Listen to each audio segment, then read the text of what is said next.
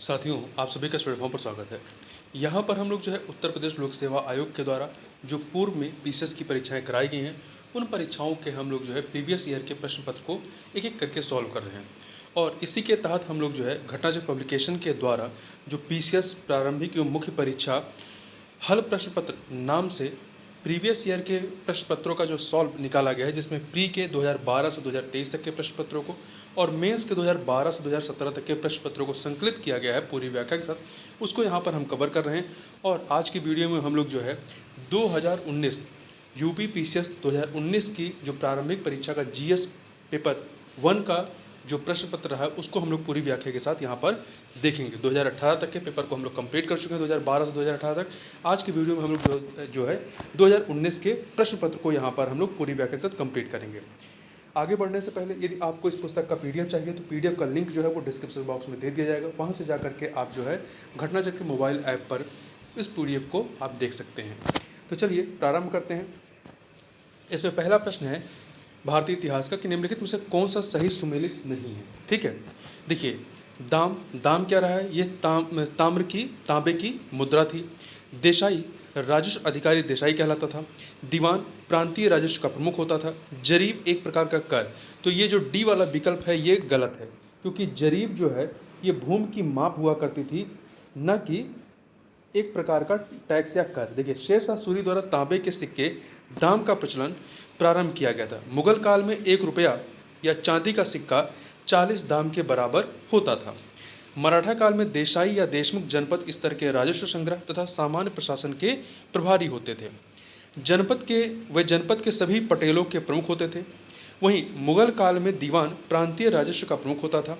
और मुगल काल में भू राजस्व व्यवस्था के संदर्भ में जरीब जो है वो भूमि की माप हेतु प्रयुक्त होती थी। इस प्रकार से जरीब जो है एक प्रकार कर नहीं था, बल्कि भूमि की माप करने के लिए प्रयुक्त होता था। अगला है, 2 सूचियां दी गई हैं, इन्हें हमें सुमेलित करना है। यहाँ पर ये मध्यकालीन कवि और उनकी रचनाओं को 2 सूचियों में दिया गया है। बताना है कौन सी रचना किस कवि की है, मध्यकालीन कवि की। देखिए, मुल्ला दाऊद की जो रचना है वो चंदायन है। चंदायन किसकी रचना है? मुल्ला दाऊद की। दामोदर कवि की रचना है पद्मावती कथा। सोमनाथ की रचना है राग विबोध। अमीर खुसरो की रचना है अंशी आशिका। ठीक है, मुल्ला दाऊद की है चांदायन, दामोदर कवि की है पद्मावती कथा, सोमनाथ की है राग विबोध और अमीर खुसरो की है आशिका। तो याद रखिएगा। आगे चलते हैं। अगला है, निम्नलिखित राजाओं में से किसने अकबर के पूर्व तानसेन को संरक्षण दिया था? तो ये दिया था भाटा के राजा रामचंद्र सिंह ने। भाटा के राजा रामचंद्र सिंह ने। देखिए, तानसेन का जो मूल नाम था वो रामतनु पांडे था। उन्होंने संगीत की प्रारंभिक शिक्षा ग्वालियर के राजा मानसिंह के संरक्षण में स्थापित ग्वालियर विद्यापीठ से प्राप्त की थी। उसके बाद वे भाटा क्षेत्र रीवा के राजा रामचंद्र सिंह के संरक्षण में उनके दरबारी कवि के रूप में रहे थे। अकबर ने उनकी ख्याति के बारे में सुनकर उन्हें अपने दरबार में बुला लिया था। अगला है, फिर से 2 सूचियां हैं, राजवंश और उस राजवंश की राजधानी। तो देखिए, ये जो चारों राजवंश हैं वो दक्षिण भारतीय राजवंश हैं। इसमें पहला पल्लव की राजधानी क्या रही है? पल्लवों की कांची, पांड की मदुरै, यादव की देवगिरी, काकतीय की वारंगल। तो ध्यान रखिएगा, पल्लव राजवंश की राजधानी कांची थी, पांड की मदुरै थी, यादव की देवगिरी और काकतीय की वारंगल थी। अगला, निम्नलिखित स्मारकों को कालानुक्रम में व्यवस्थित करिए या कीजिए और नीचे दिए गए कूटों में से सही उत्तर का चुनाव कीजिए। तो यहाँ पे 4 घटनाक्रम दिए गए हैं। तो यहाँ पर देखिए, पहला जो है रविया दुरानी का मकबरा औरंगाबाद, दूसरा शेरशाह सूरी का मकबरा सासाराम, हुमायूं का मकबरा दिल्ली, अटाला मस्जिद जौनपुर। तो यहाँ पे देखिए, जो अटाला मस्जिद जौनपुर है ये आपका सल्तनत काल में बना है, जबकि अन्य जो तीनों घटनाएं हैं वो मुगल काल की हैं। तो जौनपुर का जो अटाला मस्जिद है ये सल्तनत काल में बना है, तो ये पहले हो जाएगा। ठीक है, देखिए, जौनपुर की अटाला मस्जिद का निर्माण इब्राहिम शाह सरकी द्वारा 1408 ईस्वी के आसपास कराया गया था। ठीक, अब पहला ये हो गया। इसके बाद देखिए, हुमायूं का मकबरा और शेरशाह सूरी का मकबरा तथा रबिया दुआनी का मकबरा। तो इसमें देखिए, शेरशाह सूरी की मौत जो है हुमायूं के पहले होती है, तो मतलब शेरशाह सूरी का मकबरा जो है पहले बनेगा। तो 4 के बाद आपका 2 आ जाएगा, शेरशाह सूरी का मकबरा सासाराम में। फिर आपका तीसरे नंबर पे आ जाएगा हुमायूं का मकबरा दिल्ली। ठीक है, हुमायूं का मकबरा दिल्ली। और फिर सबसे लास्ट में पहले नंबर वाला राबिया दुरानी का मकबरा औरंगाबाद में। तो यहाँ व्याख्या देखिए, शेरशाह सूरी जो कि 1540 से 45 ईस्वी तक शासन करता है, ने स्वयं अपना मकबरा सासाराम में बनाया था। दिल्ली स्थित हुमायूं के मकबरे का निर्माण का कार्य अकबर की सौतेली मां हाजी बेगम की देखरेख में पूरा हुआ था। औरंगजेब के पुत्र आजम शाह ने अपनी मां रबिया दुरानी की स्मृति में औरंगाबाद में 17वीं सदी में मकबरे का निर्माण कराया था। तो इस प्रकार से ये क्रम हो जाएगा: अटाला मस्जिद जौनपुर, फिर उसके बाद शेरशाह सूरी का मकबरा सासाराम, फिर हुमायूं का मकबरा दिल्ली, फिर रबिया दुरानी का मकबरा औरंगाबाद। रबिया दुरानी जो है औरंगजेब की पत्नी थी। इस प्रकार से आपका बी विकल्प जो है आपका यहाँ पर सही हो जाएगा। 4231। अगला प्रश्न है कि मनसबदारी व्यवस्था के संदर्भ में कौन सा कथन जो है वो सही है या सही है। दो कथन दिए गए हैं।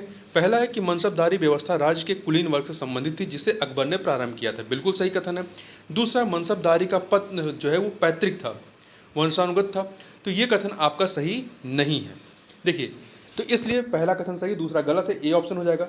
मुगल काल में मनसबदारी पद्धति की शुरुआत अकबर के काल में उसके शासन के 19वें वर्ष मतलब 1575 ईस्वी से मानी जाती है, जिसमें जात और सवार पद का विभाजन उसने अपने शासनकाल के 40वें वर्ष से किया था। ठीक है। मनसब मुगल नौकरशाही में पद और वरीयता क्रम निर्धारित करता था। यह प्रशासनिक और सैन्य पद था।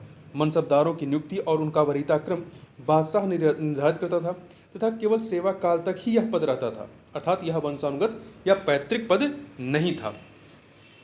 आगे चलकर के इसे पैतृक बनाते हैं, परंतु अकबर के तक ये पैतृक नहीं था। देखिए, निम्नलिखित में से किस मंदिर को विदर्भ के खजुराहो के रूप में भी जाना जाता है? तो चार विकल्प है: मार्कंडेश्वर, कैलाश, मनुदेवी या भीमा शंकर। तो मार्कंडेश्वर जो है इसे विदर्भ के खजुराहो के रूप में जाना जाता है। तो ए ऑप्शन हो जाएगा। महाराष्ट्र के गढ़चिरौली जिले में बेनगंगा नदी के तट पर अवस्थित मार्कंडेश्वर मंदिर को विदर्भ के खजुराहो के नाम से जाना जाता है। पश्चिमी भारत में स्थित नागर शैली में निर्मित यह मंदिर हिंदू धर्म से संबंधित है। देखिए, 16 जुलाई 2019 को पत्र सूचना ब्यूरो PIB द्वारा प्रकाशित संस्कृत मंत्रालय भारत सरकार की विज्ञप्ति के अनुसार इस मंदिर का जीर्णोद्धार कार्य भारतीय पुरातत्व सर्वेक्षण द्वारा त्वरित गति से कराया जा रहा है। अगला है कथन कांड का प्रश्न। यहाँ पर कथन कांड का प्रश्न है, बताना है इनमें से कौन सा सही है। तो देखिए, कथन दिया गया है आपका कि अकबर ने शेरशाह की तरह राज्य के सिक्कों के प्रचलन को नियमित करने का प्रयास किया। यह कथन आपका सही है पूरी तरीके से। दूसरा कारण जो है, शेरशाह की मुद्रा पद्धति के समान अकबर के समय का ताम्र का प्रमुख सिक्का दाम था। शेरशाह की मुद्रा पद्धति के समान अकबर के समय का ताम्र का प्रमुख सिक्का दाम था। यह कथन भी सही है, परंतु जो कारण है वो कथन की व्याख्या नहीं कर रहा है कि कथन क्या है। अकबर ने शेरशाह की तरह राज्य के सिक्कों के प्रचलन को नियमित करने का प्रयास किया। तो कारण जो है, कारण कथन दोनों सही, परंतु कारण जो है वो कथन की व्याख्या नहीं कर रहा है, इसलिए आपका यहाँ पर बी विकल्प सही हो जाएगा। देखिए, अकबर ने शेरशाह की तरह राज्य के सिक्कों के प्रचलन को नियमित करने का प्रयास किया और इसके परिणामस्वरूप अकबर और उसके उत्तराधिकारियों के शासनकाल के दौरान मुगल साम्राज्य में व्यापारिक कारोबार हेतु मुख्यतः स्वर्ण मोहरों, चांदी के रुपया और तांबे के दाम के रूप में मानक सिक्कों का प्रचलन और प्रसार किया गया। शेरशाह की मुद्रा पद्धति के समान अकबर के समय में भी तांबे का प्रमुख सिक्का दाम था तथा 1 रुपया में 40 दाम होते थे। राज्य के आय व्यय की गणना दाम में ही की जाती थी। इस प्रकार कथन और कारण दोनों सही हैं। अगला है, निम्नलिखित युद्धों को कालानुक्रम में व्यवस्थित कीजिए और नीचे दिए गए कूटों से सही उत्तर का चुनाव करिए। यहाँ पे 4 युद्ध हैं: सरनाल का युद्ध, बिलग्राम का युद्ध, धर्मत का युद्ध और जजाऊ का युद्ध। तो यहाँ पर आप देखिए, सबसे पहले बिलग्राम का युद्ध होगा। इन चारों में सबसे पहले कौन सा होगा? बिलग्राम का युद्ध। देखिए,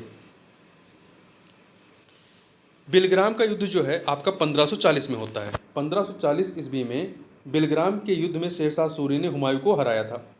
फिर इसके बाद आपका क्या आ जाएगा? इसके बाद सरनाल का युद्ध आएगा। सरनाल का युद्ध, बिलग्राम के युद्ध के बाद सरनाल का युद्ध 1572 ईस्वी में सरनाल गुजरात का युद्ध अकबर के गुजरात अभियान के दौरान हुआ था, जिसमें अकबर के नेतृत्व में मुगल सेना ने इब्राहिम मिर्जा को पराजित किया। अब फिर तीसरे नंबर पे आपका धर्मत का युद्ध आ जाएगा। धर्मत का युद्ध जो है ये देखिए 1658 ईस्वी में धर्मत के युद्ध में औरंगजेब की सेना ने दारा शिकोह की सेना को पराजित किया था। फिर आपका सबसे लास्ट में क्या आ जाएगा? जजाऊ का युद्ध।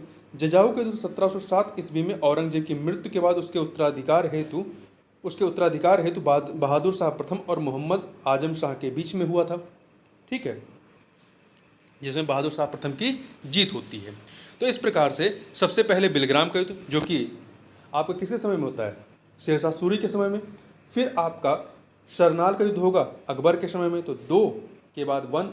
फिर आपका धर्मत का युद्ध होता है औरंगजेब के समय में, औरंगजेब के समय में उत्तराधिकार के लिए, तो 3 हो जाएगा। फिर आपका जजाऊ का युद्ध होता है औरंगजेब की मृत्यु के बाद उत्तराधिकार के लिए, तो 4था हो जाएगा। तो 2, 1, 3, 4 ए ऑप्शन यहाँ पर सही हो जाएगा।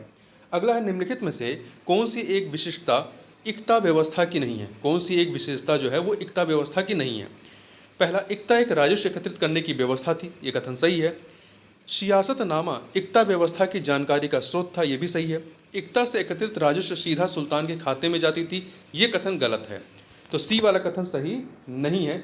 मुक्ति को इक्ता से एकत्रित राजस्व से सैनिक रखने पड़ते थे। मुक्ति को इक्ता से एकत्रित राजस्व से सैनिक रखने पड़ते थे, सही है। देखिए, भारत में सल्तनत काल के दौरान इल्तुतमिश द्वारा इक्ता प्रणाली का प्रचलन किया गया। इक्ता व्यवस्था के तहत इक्ता के धारक मतलब इक्तादार या मुक्ति को उस भू राजस्व से राजस्व और करों को एकत्रित करने की जिम्मेदारी दी जाती थी। इक्ता से एकत्रित राजस्व सीधा सुल्तान के खाते में नहीं जाता था, बल्कि इसी राजस्व से मुक्ति अपने सैन्य और प्रशासनिक व्यय पूरे करता था तथा उसे इस राजस्व से सुल्तान की सेवा हेतु सैनिक रखने पड़ते थे। खालसा भूमि से प्राप्त आय जो है वो सीधे सुल्तान के खाते में जाती थी। अबू अली हसन इब्न अल तुशी निजाम उल मुल्क की फारसी पुस्तक सियासतनामा में प्रारंभिक इक्ता व्यवस्था का विवरण मिलता है। आगे चलते हैं। अगला है निम्नलिखित में से कौन सा सही सुमेलित नहीं है पुस्तकें और लेखक। तबकाते नासरी के लेखक हैं मिनहाजुश शिरान जस जानी।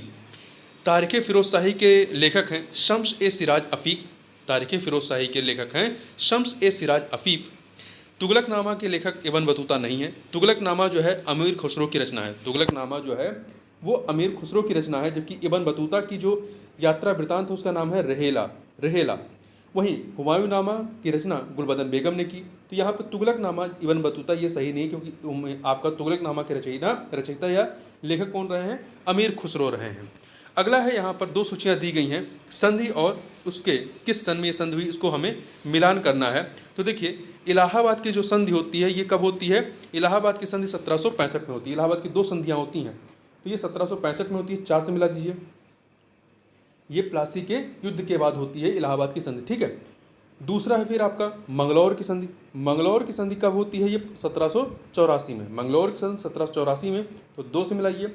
शालबाई की संधि 1782 में, मराठों से संबंधित है ये, 1 से मिलाइए। मद्रास की संधि जो होती है, मद्रास की संधि आपकी 1769 में होती है। मद्रास की संधि 1769 में होती है, 3 से मिला दीजिए।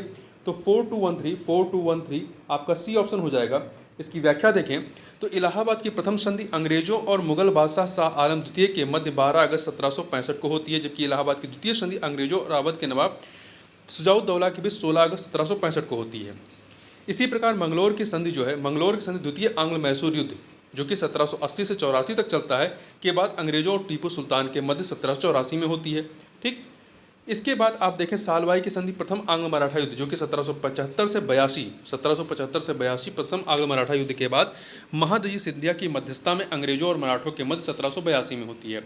और मद्रास की संधि जो है प्रथम आंग्ल मैसूर युद्ध, जो मद्रास की प्रथम संधि होती है, ये प्रथम आंग्ल मैसूर युद्ध जो है, जो कि 1767 से 69 ईस्वी के बीच होती है, के बाद 1769 में हैदर अली और अंग्रेजों के मध्य में होती है। तो ध्यान रखिएगा इस चीज़ को।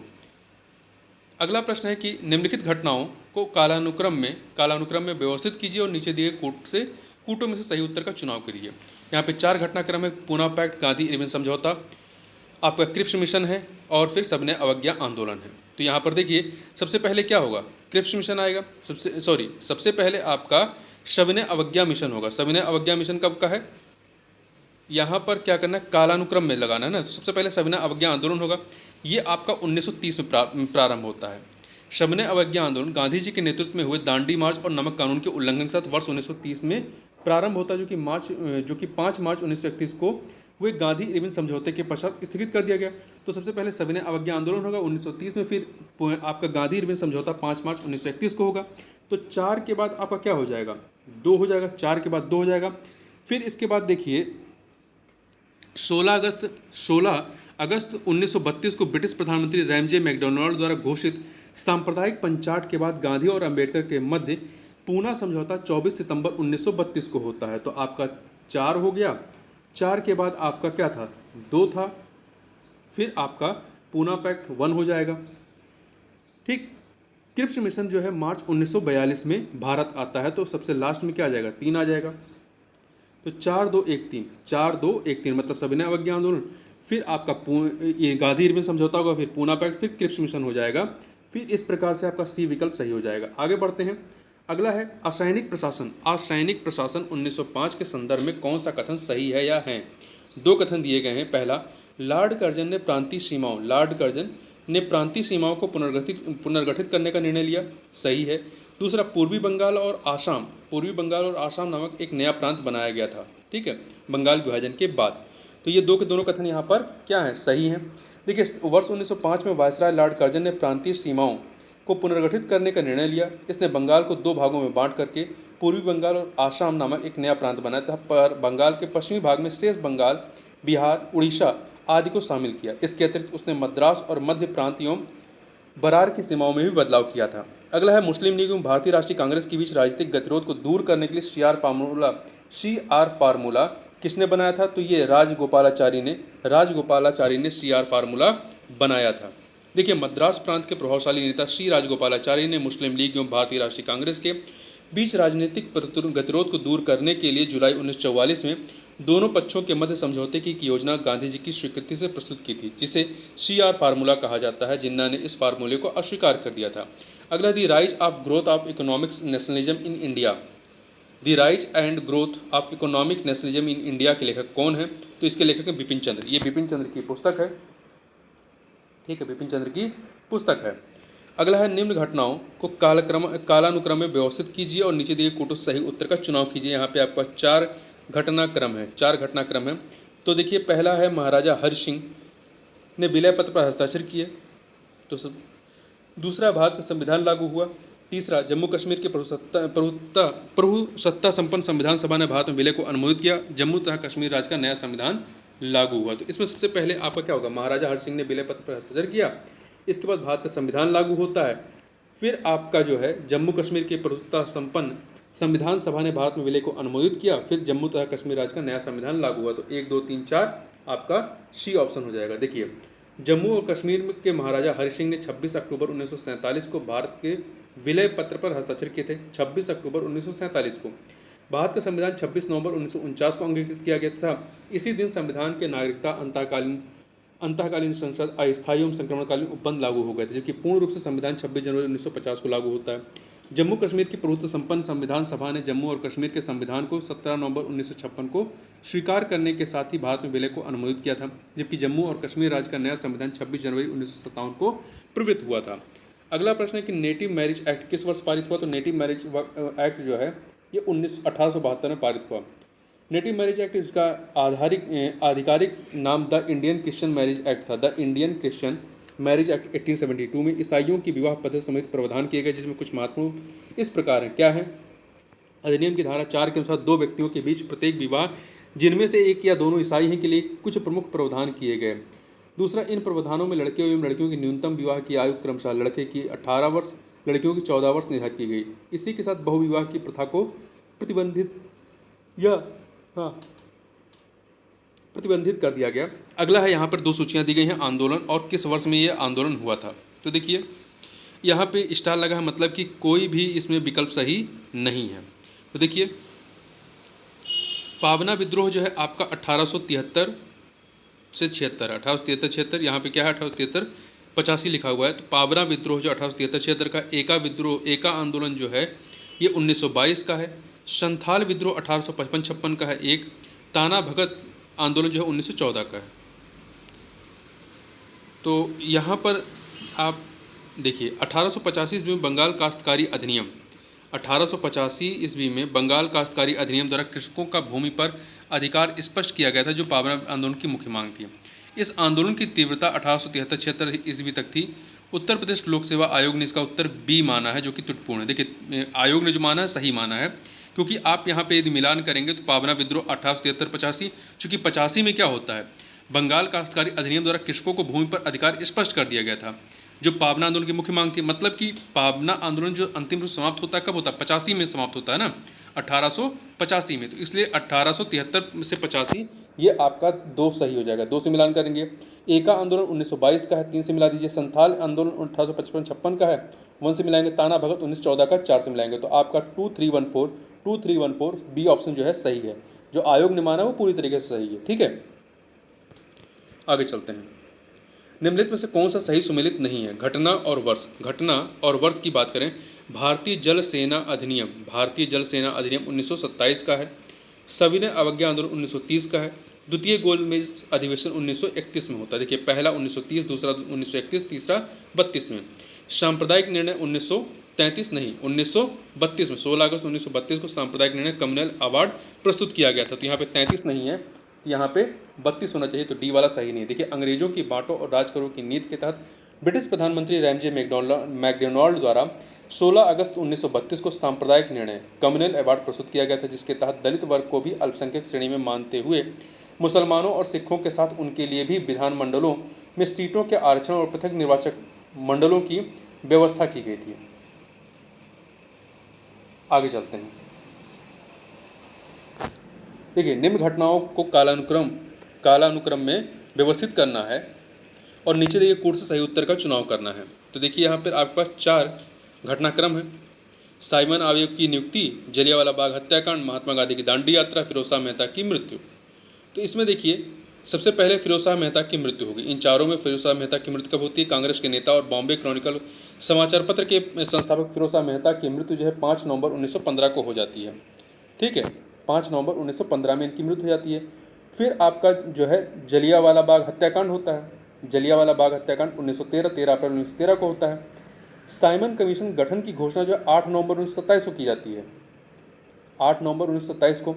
तो आपका पहले फिरोज शाह मेहता की मृत्यु होगी, फिर जलियांवाला बाग हत्याकांड, फिर साइमन आयोग की नियुक्ति, फिर महात्मा गांधी की जो दांडी यात्रा है ये 12 मार्च 1930 को प्रारंभ होती है और 6 अप्रैल 1930 को समाप्त होती है। तो ये 1930 में है। तो सबसे लास्ट में क्या आ जाएगा? सबसे लास्ट में आपका महात्मा गांधी की दांडी यात्रा आ जाएगी।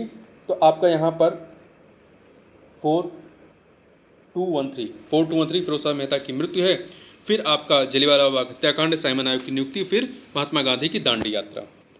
आगे चलते हैं। आईएनए के अधिकारियों पर मुकदमा, आईएनए मतलब आज़ाद हिंद फौज के अधिकारियों पर मुकदमा चलाया गया था। कहाँ पर? लाल किला, नई दिल्ली में। ठीक है, देखिए, आज़ाद हिंद फौज के गिरफ्तार अधिकारियों पर नवंबर 1945 में दिल्ली के लाल किले में मुकदमा चलाया गया। इस मुकदमे में मुख्य अभियुक्त जो हैं आईएनए आज़ाद हिंद फौज के 3 अधिकारी मेजर शाहनवाज खां, कर्नल गुरुबख्श सिंह और कर्नल प्रेम सहगल थे, जिन पर राजद्रोह का आरोप था। इस मुकदमे में बचाव पक्ष के वकीलों का नेतृत्व भूलाभाई देसाई ने किया था। तो ये कब की घटना थी? ये मुकदमा नवंबर 1945 का। अगला है कथन कांड का यहाँ पर प्रश्न दिया गया है, बताना सही कौन सा है।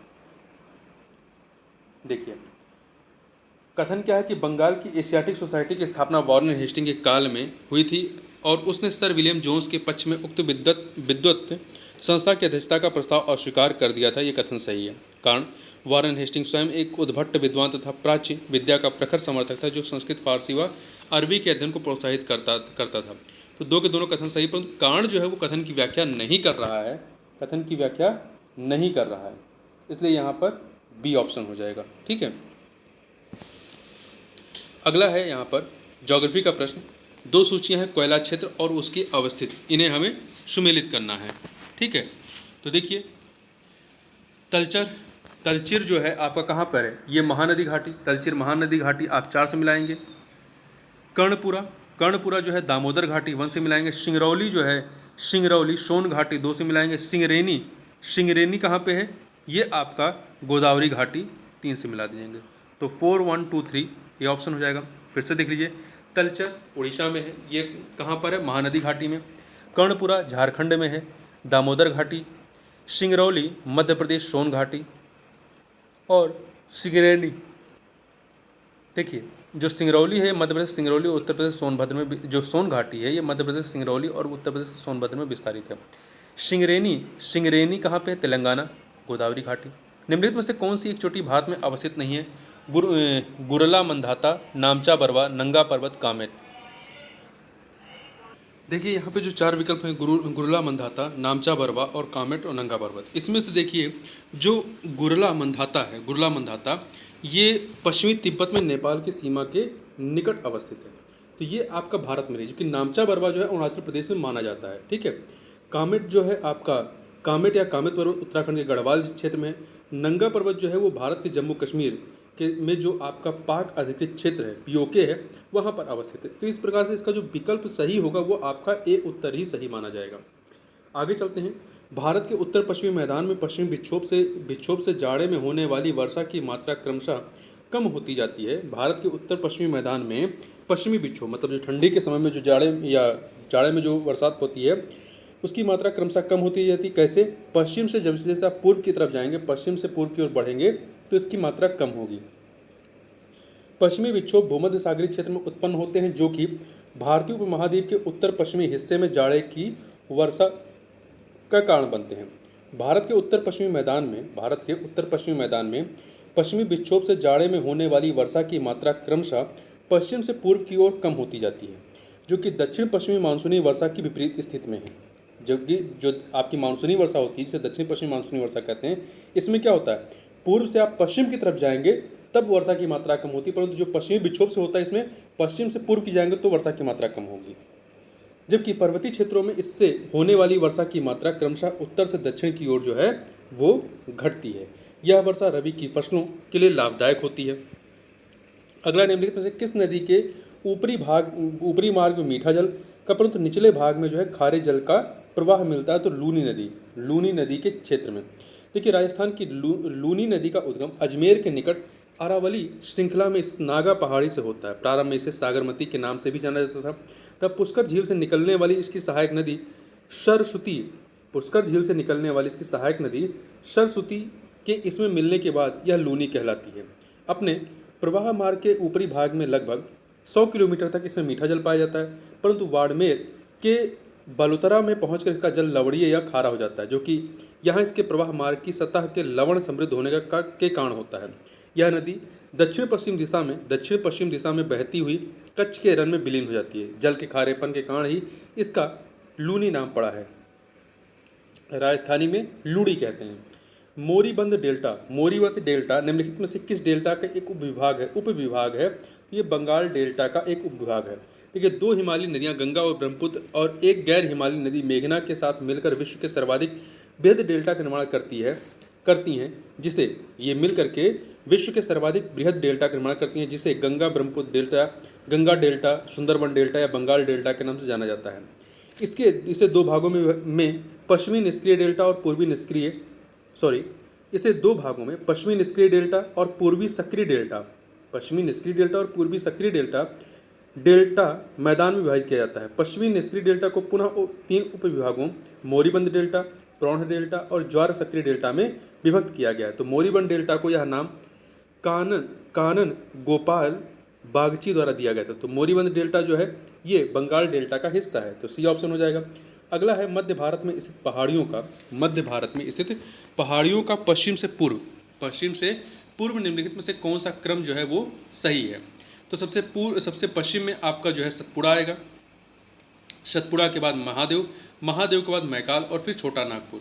तो ये आपका पश्चिम से पूर्व का क्रम जो है बी विकल्प देखिए, तो सतपुड़ा, महादेव, मैकाल और फिर छोटा नागपुर। ठीक। अगला है कथन कांड का प्रश्न है कि भारत में सर्वाधिक सघनता वाला भूकंपीय क्षेत्र जो है वो हिमालय क्षेत्र में अवस्थित। सही है, कारण क्योंकि हिमालय में कई अनुदैर्ध्य उत्क्रम क्षेत्र अवस्थित है। कथन कांड दोनों सही और व्याख्या भी हो रहा है, इसलिए ए ऑप्शन यहाँ पर सही हो जाएगा। ठीक है। देखिए, भारत में सर्वाधिक सघनता वाला भूकंपीय क्षेत्र हिमालय क्षेत्र में स्थित है। इस क्षेत्र का अधिकांश भाग भूकंपीय जोन सेस्मिक जोन 4 और 5 में आता है। इस क्षेत्र के अंतर्गत भारत के पूर्वोत्तर भारत, जम्मू और कश्मीर, लद्दाख, हिमाचल प्रदेश, उत्तराखंड के क्षेत्र शामिल तथा भारत में इन्हीं क्षेत्रों में हिमालय का विस्तार है। हिमालय में कई अनुदैर्ध्य उत्क्रम, थ्रस्ट एवं भ्रंश या दरार फॉल्ट पाए जाते हैं, जिसकी वजह से ये सर्वाधिक सघनता वाला भूकंपीय क्षेत्र है भारत का। अगला है मणिपुर पहाड़ियों से घिरा मणिपुर पहाड़ियों से घिरा इम्फाल बेसिन एक सुंदर उदाहरण है किसका, तो सरोरी मैदान का, सरोरी मैदान का, ठीक है।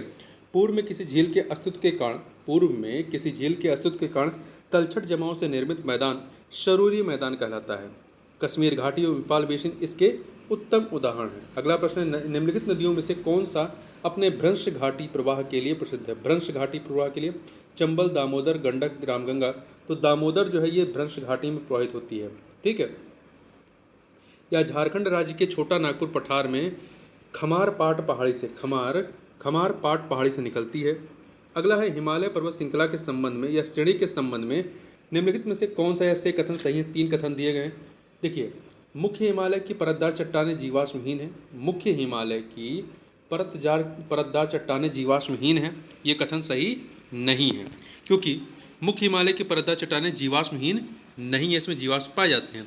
दूसरा, लघु हिमालय की परतदार चट्टानों में समुद्री जीव जंतुओं के जीवाश्म मिलते हैं, सही है। वायु हिमालय या शिवालिक हिमालय में मानव सभ्यता के अवशेष मिले हैं, ये भी सही है। तो यहाँ पर पहला छोड़ करके दूसरा तीसरा सही है, दूसरा तीसरा सही है, तो बी ऑप्शन हो जाएगा। देखिए, वायु हिमालय या शिवालिक हिमालय में स्थित बुर्ज होम एवं गुफकराल में मानव सभ्यता के अवशेष प्राप्त हुए हैं। अगला प्रश्न है यहाँ पर कि स्वेज नहर क्षेत्र में उत्तर से दक्षिण, स्वेज नहर क्षेत्र में उत्तर से दक्षिण दिशा की ओर पड़ने वाले झीलों का सही क्रम क्या है। देखिए, स्वेज नहर जो कि भूमध्य सागर और लाल सागर को जोड़ती है, तो इसके बीच में जो है कई सारे झील हैं। अब ये इन झीलों का हम यदि भूमध्य सागर से लाल सागर की तरफ यदि क्रम लगाएं इन 4 झीलों का, तो क्या होगा। सबसे आपका उत्तर में कौन सा है, सबसे उत्तर में लेक मंजला है, इसके बाद लेक टिमसा है, फिर ग्रेट बिटर लेक है और फिर लिटिल बिटर लेक है। तो ये क्रम याद रखिएगा, महत्वपूर्ण है। लेक मंजला के दक्षिण में लेक टिमसा, इसके दक्षिण में ग्रेट बिटर लेक और सबसे दक्षिण में लिटिल बिटर लेक हो जाएगा। अगला है टेलीग्राफिक पठार हिस्सा है किसका, तो टेलीग्राफिक पठार जो है वो उत्तर अटलांटिक कटक का, किसका है, उत्तर अटलांटिक कटक का हिस्सा है। देखिए, टेलीग्राफिक पठार वस्तुतः एक हाइड्रोग्राफिक मिथक है। टेलीग्राफिक पठार जो है वस्तुतः एक हाइड्रोग्राफिक मिथक है। 19वीं शताब्दी के मध्य में अमेरिकी समुद्र विज्ञानी मैथ्यू फोंटेन मौरी ने समुद्री गहराइयों का चार्ट तैयार करने के दौरान यह नोट किया कि उत्तर अटलांटिक महासागर के मध्य का भाग उथला है, जिसे उसने समुद्री टेलीग्राफ केबल बिछाने के लिए उपयुक्त मानते हुए टेलीग्राफिक पठार का नाम दिया। उसके अनुसार यह पठार अटलांटिक महासागर में न्यू फाउंडलैंड से आयरलैंड तक विस्तारित था। तो इस प्रकार से टेलीग्राफिक पठार हिस्सा है किसका, उत्तर अटलांटिक कटक का। अगला है, यहाँ पर 2 सूचियाँ हैं उष्णकटिबंधीय चक्रवात के विभिन्न नाम और वो नाम किस देश में लिए जाते हैं, तो इन्हें सुमेलित करना। देखिए, यहाँ पर यदि आप देखें, पहला बिली जो नाम है ये कहाँ पर है, ऑस्ट्रेलिया में। ये जो चक्रवाती तूफान है उत्तर एवं उत्तर पश्चिम में ऑस्ट्रेलिया में बिली कहते हैं। तो आपका पहले को 2 से मिलाएंगे, ठीक है। फिर आपका जो जापान में टाइफू या टाइफू कहते हैं, जापान में टाइफू या टाइफू कहते हैं, तो बी को 3 से मिला देंगे, 3 से मिलाएंगे। बगुयो फिलीपींस में बगुयो कहते हैं, तो आप सी को जो है 1 से मिला देंगे। हरिकेन्स जो है आपका कहाँ पे, यूएसए में कहते हैं, हरिकेन्स जो है यूएसए में कहते हैं। चीन में टाइफून कहते हैं, भारत में चक्रवात कहते हैं और यूएसए में हरिकेन कहते हैं। तो इस प्रकार से आप मिलाइए फिर से, बिली जो है ऑस्ट्रेलिया, टाइफू जो है जापान, बगुयो जो है फिलीपींस, हरिकेन्स जो है यूएसए। यहाँ पे 4 हो जाएगा, 2314 आपका डी ऑप्शन हो जाएगा। अगला प्रश्न है कि निम्नलिखित में से कौन सा एक नगर साइबेरिया पारिय रेल मार्ग पर अवस्थित नहीं है। निम्नलिखित में से कौन सा एक नगर जो है साइबेरिया पारिय रेल मार्ग पर अवस्थित नहीं है। ये कजान, ओमस्क, चिता, ये तीनों है, परंतु सोची इस पे स्थित नहीं है। देखिए, साइबेरिया पारिय या ट्रांस साइबेरियन रेल मार्ग अपनी लगभग 9300 किलोमीटर लंबाई के साथ विश्व की सबसे लंबी रेल लाइन है, जो रूस की राजधानी मास्को को रूस के सुदूर पूर्व के नगर, मास्को आपका पश्चिम में है, और रूस के सुदूर पूर्व के नगर व्लादिवोस्तोक से जोड़ती है। इस रेल मार्ग पर अवस्थित प्रमुख नगरों में Moscow, Kazan, Perm, Yekaterinburg, Omsk, Novosibirsk, Krasnoyarsk, Irkutsk, Ulan Ude, Chita, खोबोरोस्क, Vladivostok इत्यादि हैं। कजान शहर जो कजान है कजानसार मॉस्को से एकातेरिनबर्ग के मध्य रेल मार्ग द्वारा इससे जुड़ा है। ठीक है। सोची जो है, सोची जो सी विकल्प में है, ये सोची काला सागर के तट पर स्थित रूस का नगर जो कि उत्तरी कॉकेकस रेल मार्ग पर अवस्थित है, ना कि आपका ट्रांस साइबेरियन पे। बाद में आयोग ने इस प्रश्न को ही जो है हटा दिया था। निम्नलिखित में से कौन सा सही सुमेलित नहीं है? पवन और देश। तो देखिए, शांता आना कैलिफोर्निया से संबंधित है। हबूब ये सूडान का है। यामो जापान का। मिस्टल ऑस्ट्रेलिया का नहीं है। मिस्टल जो है ऑस्ट्रेलिया का नहीं है। देखिए, मिस्टल ठंडी ध्रुवीय स्थानीय हवा है जो भूमध्य सागर के उत्तर पश्चिम में विशेषकर स्पेन तथा फ्रांस को प्रभावित करती है। ऑस्ट्रेलिया के विक्टोरिया मरुस्थल में चलने वाली गर्म और शुष्क स्थानीय हवा को ब्रिक फिल्डर कहते हैं। तो ध्यान रखिएगा, सांता आना कैलिफोर्निया है, हबूब सूडान, यामो जापान, मिस्टल जो है आपका स्पेन एवं फ्रांस की ठंडी हवा है, और ऑस्ट्रेलिया में आपका के विक्टोरिया मरुस्थल में चलने वाली जो गर्म हवा है या शुष्क स्थानीय हवा को ब्रिक फिल्डर कहते हैं। अगला प्रश्न है, 2 सूचियाँ दी गई हैं तूफान और हरिकेन जो अगस्त 2019 में आए। ये करंट का क्वेश्चन है, तो छोड़ दीजिए 2019 का। ठीक, आगे बढ़ते हैं। यहाँ पे वनस्पति प्रकार और उसके क्षेत्र को यहाँ पे हमें सुमेलित करना। देखिए, माक्सी जो वनस्पति है ये भूमध्य सागर के तटीय क्षेत्र में, फिम्बस दक्षिण अफ्रीका, चैपरेल कैलिफोर्निया, मैटोरोल ये चिली का है। तो यहाँ पे फिर से देखिए, माक्ची कहाँ का है? भूमध्य सागर के तटीय क्षेत्र, भूमध्य सागर के तटीय क्षेत्र। फिम्बस दक्षिण अफ्रीका, चैपरेल कैलिफोर्निया, मैटोरेल ये चिली का है। ठीक, आगे बढ़ते हैं। फिर से 2 सूचियाँ हैं, देश और राजधानी। तो देखिए, उज्बेकिस्तान की राजधानी क्या है? उज्बेकिस्तान की राजधानी ताशकंद है। उज्बेकिस्तान की राजधानी ताशकंद है। तजाकिस्तान की राजधानी दुशानबे है। किर्गिस्तान की राजधानी बिश्केक है, और तुर्कमेनिस्तान की राजधानी अशकाबाद है। तो दोबारा देख लीजिए, उज्बेकिस्तान की राजधानी ताशकंद है, तजाकिस्तान की दुशानबे है, किर्गिस्तान की बिश्केक है, तुर्कमेनिस्तान की अशगाबाद है। अगला है, 2 सूचियाँ दी गई हैं प्राकृतिक वनस्पति और क्षेत्र। किस क्षेत्र में यह प्राकृतिक वनस्पति होती है? तो देखिए, अधिजीवी वनस्पति जो है ये भूमध्य सागरीय क्षेत्र में होती है। बबूल सहारा मरुस्थल में, जहाँ शुष्क मरुस्थल होता है। कयोबाब से सवाना का है। देवदार भूमध्य सागरीय जलवायु में होता है। फिर से देखिए, अधिजीवी वनस्पति भूमध्य रेखीय, बबूल सहारा, बयोबाब सवाना, देवदार भूमध्य सागरीय जलवायु में होती है। अगला है, 2 सूचियाँ मतलब 4 युग्म है, बताना कौन सुमेलित नहीं है। जनजाति और स्थान। पिग्मी जनजाति कांगो बेसिन दक्षिण अफ्रीका महाद्वीप। अंगामी जनजाति नागालैंड की है। एनु जापान की है। किर्गिज सूडान की नहीं है। किर्गिज जो है, किर्गिज या खिर्गिज जनजाति जो है मध्य एशिया में पाई जाती है, ना कि सूडान में। तो यहाँ पे डी वाला सही नहीं है। तो पिग्मी कांगो बेसिन है, अंगामी नागालैंड है, एनु जापान है, किर्गिज या खिर्गिज ये जो है आपकी कहाँ की? ये आपकी मध्य एशिया की है। अगला, निम्नलिखित प्राकृतिक प्रदेशों में से किसे बड़े शिकारों की भूमि के नाम से जाना जाता है? बड़े शिकारों की भूमि, तो जो आपके सवाना प्रदेश या घास मैदान होंगे वो कहे जाएंगे। तो उष्णकटिबंधीय सवाना प्रदेश को बड़े शिकारों की भूमि के रूप में जाना जाता है। पूरी दुनिया में सवाना प्रदेश में प्रत्येक वर्ष हजारों बड़े जानवरों को शिकार के द्वारा मारा जाता है, इसलिए इस प्रदेश को बड़े शिकारों की भूमि कहा जाता है। पर्यावरण के प्रश्न को देख लेते हैं। इकोसिस्टम के संबंध में निम्न से क्या सत्य है? तो आप यहाँ पे पहला, प्राथमिक उपभोक्ता उत्पादक पर न्यूनतम रूप से आश्रित नहीं, अधिकतम रूप से आश्रित होता है। दूसरा, प्राथमिक उपभोक्ता उत्पादकों से संख्या में अधिक होते हैं, नहीं कम होते हैं। उत्पादक प्राथमिक उपभोक्ता से अधिक, उत्पादक जो है प्राथमिक उपभोक्ता से अधिक है, ये कथन आपका सी वाला सही है।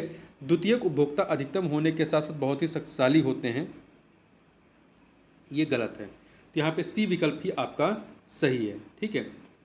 देखिए, पारिस्थितिकी तंत्र में प्रत्येक पोषण स्तर से आगे बढ़ने पर ऊर्जा का ह्रास होता है। पारिस्थितिकी तंत्र में उत्पादकों की संख्या प्राथमिक उपभोक्ताओं से अधिक होती है।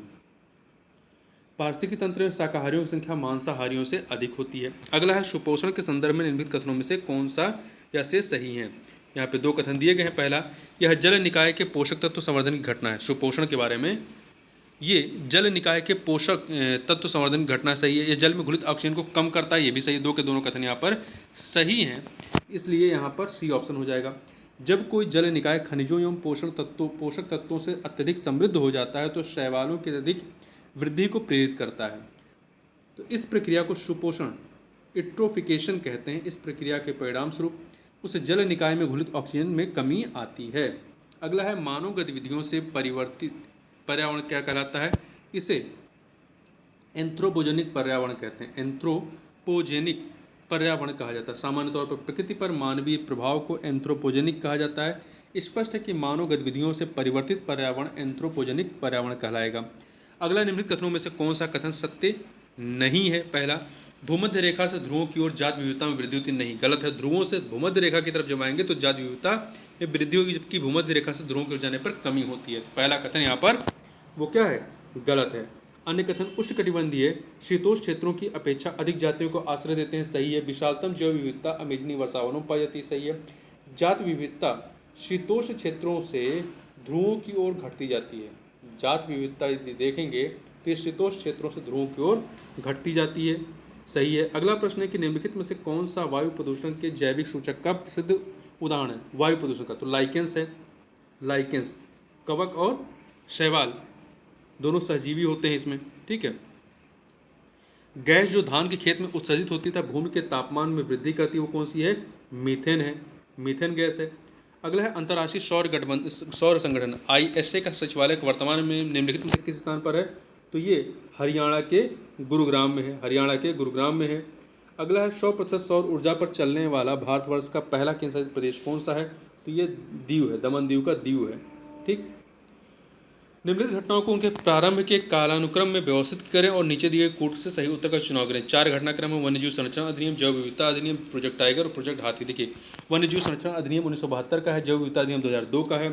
प्रोजेक्ट टाइगर 1973 का है। प्रोजेक्ट हाथी 1992 का। तो सबसे पहले क्या आएगा?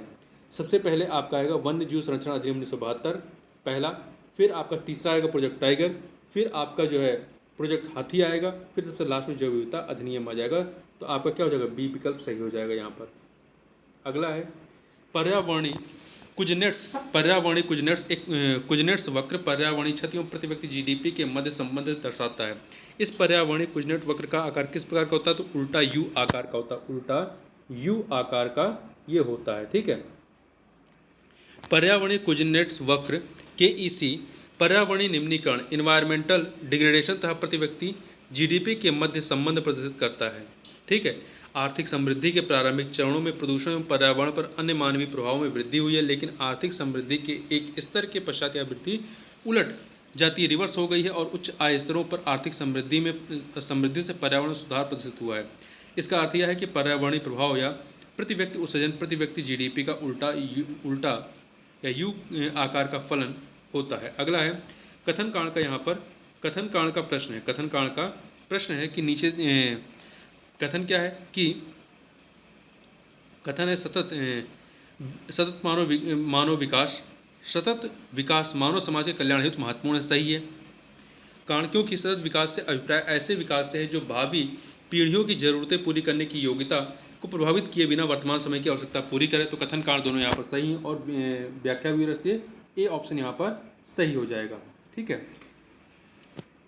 देखिए, world commission on environment and development WCED द्वारा वर्ष 1987 में प्रकाशित रिपोर्ट आवर कॉमन फ्यूचर, जिसे ब्रेटलैंड रिपोर्ट के नाम जानते हैं, के अनुसार यहाँ पर सतत विकास की व्याख्या की गई थी। ठीक है।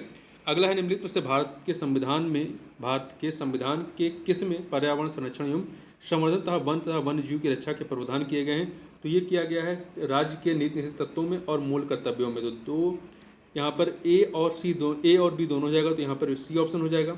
ठीक है। देखिए, 42वें संविधान संशोधन अधिनियम 1976 द्वारा संविधान में राज्य के नीति निर्देशक तत्वों के तहत जोड़े गए अनुच्छेद 48A के अनुसार राज्य देश के पर्यावरण के संरक्षण एवं संवर्धन का और वन तथा वन जीवों की रक्षा करने का प्रयास करेगा। साथ ही संविधान में मूल कर्तव्यों के तहत अनुच्छेद 51AG के तहत भारत के प्रत्येक नागरिक का यह कर्तव्य होगा कि वह प्राकृतिक पर्यावरण की, जिसके अंतर्गत वन, झील, नदी और वन्य जीव है, रक्षा करे और उसका संवर्धन करे तथा प्राणी मात्र के प्रति दया भाव रखे। अगला निम्नलिखित में से कौन सा सही सुमेलित नहीं है? तो यहाँ पर देखिए, कार्टेजना प्रोटोकॉल बायोसेफ्टी संबंधित है, स्टॉकहोम सम्मेलन अनवरत जैविक प्रदूषक से, मॉन्ट्रियल प्रोटोकॉल ओजोन परत से, क्योटो प्रोटोकॉल जल संरक्षण संबंधित नहीं है। ये जल संरक्षण से संबंधित नहीं है। क्योटो प्रोटोकॉल एक अंतर्राष्ट्रीय समझौता है जो जलवायु परिवर्तन पर संयुक्त राष्ट्र संरचना अभिसमय से अंतर संबंधित है। इस प्रोटोकॉल को 11 दिसंबर 1997 को क्योटो, जापान के क्योटो में अंगीकृत किया गया था। यह 16 फरवरी 2005 को लागू हुआ। यह प्रोटोकॉल वैश्विक तापमान में योगदान देने वाली गैसों के उत्सर्जन में कमी लाने हेतु लक्षित है। अगला है कथन कांड का प्रश्न है। कथन है, उष्णकटिबंधीय देशों में तितलियों की प्रजातियां सर्वाधिक संख्या में पाई जाती है। ये कथन सही है। कारण क्योंकि तितलियां जो होती हैं वो कम तापमान में नहीं रह सकती हैं। ये कथन है और कारण दोनों सही है और व्याख्या भी हो रहा है, इसलिए यहाँ पर ए ऑप्शन हो जाएगा। ठीक है। देखिए, तितलियां जो होते हैं अनियत तापी प्राणी, कोल्ड ब्लडेड होते हैं, मतलब पर्यावरण के अनुसार इनका टेम्परेचर शरीर का बदलता रहता है, इसलिए इनके रहने के लिए उष्ण एवं गर्म जलवायु वाला क्षेत्र सर्वश्रेष्ठ स्थान माना जाता है। यही कारण है कि तितलियों की सर्वाधिक प्रजातियां उष्णकटिबंधीय देशों में पाई जाती हैं। तितली अपने शरीर के तापमान को विनियमित करने में सक्षम नहीं होती है, परिणामस्वरूप इनके शरीर का तापमान आसपास के तापमान के अनुसार बदलता रहता है। बहुत कम तापमान होने की स्थिति में उड़ान नहीं भर सकती हैं। अगला है, पारिस्थितिक तंत्र में एक पोषी स्तर से दूसरे पोषी स्तर में स्थानांतरण से ऊर्जा की मात्रा क्या होगी? ये बढ़ती है, घटती है। ठीक है, घटती है, ह्रास होता है। निम्नलिखित में से कौन सा जैविक नाइट्रोजन निर्धारण से संबंधित है? निम्नलिखित में से कौन सा जैविक नाइट्रोजन निर्धारण से संबंधित है? तो ये आपका नीला हरा शैवाल। नील हरित शैवाल जलीय पौधों का एक ऐसा समूह होता है जिसे साइनोबैक्टीरिया भी कहा जाता है। यह एक कोश के जीवाणु है। इस जीवाणु को धान की फसल के लिए वायुमंडलीय नाइट्रोजन को भूमि में संस्थापित करने के उद्देश्य उपयोग में लाया जाता है। नील हरित शैवाल प्रकाश संश्लेषण से ऊर्जा ग्रहण करके वायुमंडलीय नाइट्रोजन का भूमि में स्थिरीकरण करता है। नील हरित शैवाल प्रकाश संश्लेषण से ऊर्जा ग्रहण करके वायुमंडलीय नाइट्रोजन का भूमि में स्थिरीकरण करता है। अगला है, धुएं या स्मॉग आवश्यक रूप से वायुमंडल में निम्नलिखित की उपस्थिति कारण होता है। किसकी उपस्थिति कारण? नाइट्रोजन तथा सल्फर के ऑक्साइड की उपस्थिति के कारण होता है। देखिए, स्मॉग शब्द जो है इस धुआं और कोहरे, स्मोक और फॉग से मिलकर बना है, जिसे धूम्र कोहरा कहते हैं। धूम्र कोहरा कहा जाता है। यह गहन वायु प्रदूषण का एक प्रकार है। धूम्र कोहरा या स्मॉग एक प्रकार का दृश्य वायु प्रदूषण है जो कि वायुमंडल में नाइट्रोजन और सल्फर के ऑक्साइडों, ओजोन, धुएं और अन्य निलंबित कणों का संगठित रूप होता है। मानवजनित स्मॉग और अन्य निलंबित कणों को संगठित रूप होता है। मानवजनित स्मॉग कोयला दहन उत्सर्जनों, वाहन उत्सर्जनों, औद्योगिक उत्सर्जनों, वनों की आग, कृषि अवशेषों, मतलब जैसे कि पराली इत्यादि जलाने तक इन उत्सर्जनों की प्रकाश रासायनिक अभिक्रिया के कारण उत्पन्न होता है। अगला, निम्नलिखित क्षेत्रों में से किसमें दुर्लभ उपलब्धि के लिए वैश्विक 500 पुरस्कार दिया जाता है? तो पर्यावरण संरक्षण के क्षेत्र में यह पुरस्कार संयुक्त राष्ट्र पर्यावरण कार्यक्रम UNEP द्वारा वर्ष 1987 में प्रारंभ किया गया था। अगला प्रश्न है कि भारत में सबसे अधिक जैव विविधता संपन्न क्षेत्र कौन सा है? गंगा का मैदान, ट्रांस हिमालय, मध्य भारत या पश्चिमी घाट? तो पश्चिमी घाट है, यहाँ पर पश्चिमी घाट है, तो सी ऑप्शन हो जाएगा। जैव विविधता हॉटस्पॉट केवल उष्णकटिबंधीय प्रदेशों में ही नहीं बल्कि उच्च अक्षांशीय प्रदेशों में भी पाए जाते हैं। जैव विविधता के संदर्भ में भारत में पूर्वी हिमालय हॉटस्पॉट का भाग, पश्चिमी घाट तथा श्रीलंका हॉटस्पॉट का भाग, अधिकांश पूर्वोत्तर भारत तथा अंडमान द्वीप समूह, इंडो बर्मा हॉटस्पॉट का भाग तथा निकोबार द्वीप समूह, सुंडरलैंड हॉटस्पॉट का भाग। ये 4 हॉटस्पॉट भारत में हैं। निम्नलिखित में से कौन सा भारत में सतत विकास लक्ष्यों के कार्यान्वयन के लिए एक नोडल संस्था है? तो ये है अब आपका नीति आयोग है। पहले योजना आयोग, अब नीति आयोग है। भारत में सतत विकास लक्ष्यों के समन्वय एवं कार्यान्वयन हेतु नोडल संस्था जो है वो नीति आयोग है। अगला है, निम्नलिखित में से कौन सा सतत विकास लक्ष्य SDG भारत में 2030 तक सभी के लिए पानी की उपलब्धता और उसके स्थायी प्रबंधन को लक्षित करेगा? तो SDG 6 जो सतत विकास लक्ष्य नंबर 6 है, ये आपका पानी की उपलब्धता और स्थायी प्रबंधन को लक्षित करती है। देखिए, सतत विकास लक्ष्यों ने अंतर्राष्ट्रीय समुदाय को इस बात के लिए संकल्पित कर दिया है कि वह जल एवं स्वच्छता से संबद्ध गतिविधियों के बारे में अंतर्राष्ट्रीय सहयोग और कार्यक्रमों का विस्तार करें और जल एवं स्वच्छता प्रबंधन में सुधार के लिए स्थानीय समुदायों को समर्थन दें। लक्ष्य 6 के माध्यम से दुनिया के देशों ने संकल्प लिया है कि अगले 15 वर्षों में सुरक्षित पेयजल, पर्याप्त स्वच्छता और साफ सफाई की सुविधा सबके लिए सर्वत्र सुलभ कराएंगे। सतत विकास लक्ष्य संख्या 6 सस्टेनेबल डेवलपमेंट गोल 6 वर्ष 2030 तक सभी के लिए जल एवं स्वच्छता की उपलब्धता तथा सतत विकास को सुनिश्चित करता है। अगला है, समृद्धि की सीमा की अवधारणा का प्रतिपादन किसके द्वारा किया गया? तो समृद्धि की सीमा की अवधारणा जो है ये क्लब ऑफ रोम के द्वारा की गई। क्लब ऑफ रोम महत्वपूर्ण है।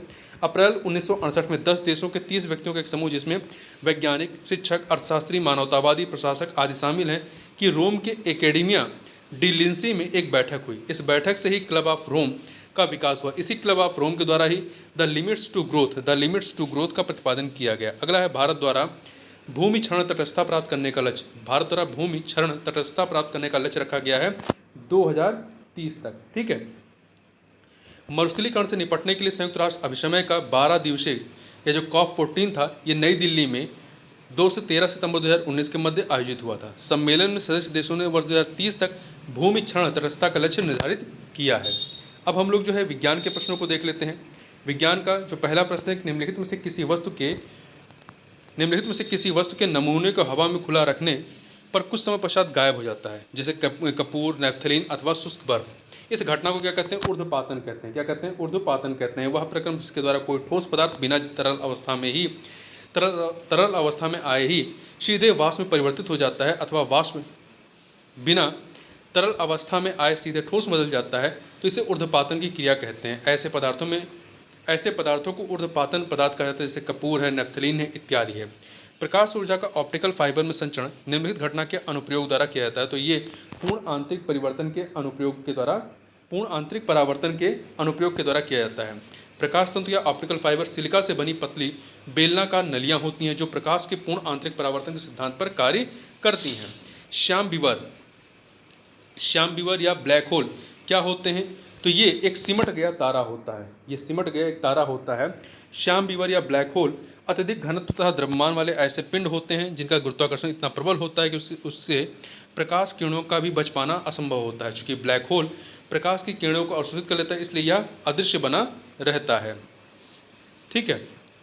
अगला है यहाँ पे, जब किसी साबुन के बुलबुले को आवेशित किया जाता है तो निम्न से क्या घटित होता है? जब किसी साबुन के बुलबुले को आवेशित किया जाता है तो निम्न से क्या घटित होता है? तो त्रिज्या उसकी क्या हो जाती है? बुलबुले की जो त्रिज्या होती है जब आवेशित करते हैं तो वो बढ़ जाती है। साबुन के बुलबुले को आवेशित किए जाने पर इसकी त्रिज्या बढ़ जाएगी, क्योंकि आवेशित कणों को साबुन के बुलबुले पर समान रूप से वितरित किए जाने पर उन्हें विद्युत स्थैतिकीय बल के कारण एक आवेशित कण एक दूसरे को प्रतिकर्षित करते हैं। अगला है थर्मस फ्लास्क में लंबे समय तक तरल गर्म या ठंडा रहता है, क्योंकि ऊष्मा की कोई हानि अथवा प्राप्ति नहीं होती है। संचलन, संवहन एवं विकिरण इन तीनों ही विधियों के माध्यम से नहीं होती है। ठीक है। अगला है, निम्नलिखित में से किस पदार्थ में कैल्शियम विद्यमान होता है? तो कैल्शियम जो है आपका जिप्सम में होता है। जो 4 विकल्प हैं, चीनी मिट्टी, कोर्डम, टैल्क और जिप्सम, तो जिप्सम में जो है आपका कैल्शियम होता है। जिप्सम एक खनिज है जिसमें सूक्ष्म तत्व गंधक एवं कैल्शियम प्रचुर मात्रा में पाया जाता है। रासायनिक संरचना की दृष्टि से यह कैल्शियम का सल्फेट होता है, इसमें जल के 2 अणु होते हैं। इसका रासायनिक फार्मूला CaSO4 इंटू 2H2O होता है कैल्शियम, तो इसमें कैल्शियम है आपका Ca। ठीक है। निम्नलिखित में से कौन सा सही सुमेलित नहीं है पदार्थ और उसका उपयोग? सिल्वर ब्रोमाइड का इस्तेमाल कृत्रिम प्रकाश संश्लेषण में होता है? नहीं। सिल्वर ब्रोमाइड का इस्तेमाल फोटोग्राफी में उपयोगी तत्व है, फोटोग्राफी में होता है। सिल्वर ब्रोमाइड का इस्तेमाल कृत्रिम प्रकाश संश्लेषण में नहीं बल्कि फोटोग्राफी में होता है, तो यहाँ पे पहला वाला जो कथन है वो आपका सही नहीं है। सिल्वर आयोडाइड का इस्तेमाल कृत्रिम वर्षा में होता है। लिथियम बाइकार्बोनेट का इस्तेमाल गठिया के उपचार में होता है। दूधिया मैग्नीशिया का इस्तेमाल प्रति अम्ल के रूप में होता है। लिथियम बाइकार्बोनेट का इस्तेमाल गठिया के उपचार में होता है। दूधिया मैग्नीशिया का इस्तेमाल जो है प्रति अम्ल के रूप में होता है। अगला है, निम्नलिखित में से कौन सा एक सही सुमेलित नहीं है? देखिए, अलवणीकरण किसका किया जाता है? समुद्री जल का। प्रतिलोम परासरण पेयजल का करते हैं, जो आरओ आपका होता है वो इसी पे सिद्धांत पे कार्य करता है, प्रतिलोम परासरण पे। विकृतीकरण प्रोटीन का होता है। पाश्चुरीकरण चाय का नहीं होता है। पाश्चुरीकरण एक ऐसी प्रक्रिया जिसमें दूध का निर्जमीकरण, ये मतलब रोगजनक सूक्ष्मजीवों को नष्ट करना। तो दूध का निर्जम मतलब जो जम होते हैं, कीटाणु होते हैं, सूक्ष्मजीव होते हैं, उनको हटाना करके उसकी भंडारण क्षमता में सुधार किया जाता है। इस प्रक्रिया की खोज फ्रांसीसी वैज्ञानिक लुई पाश्चर ने की थी।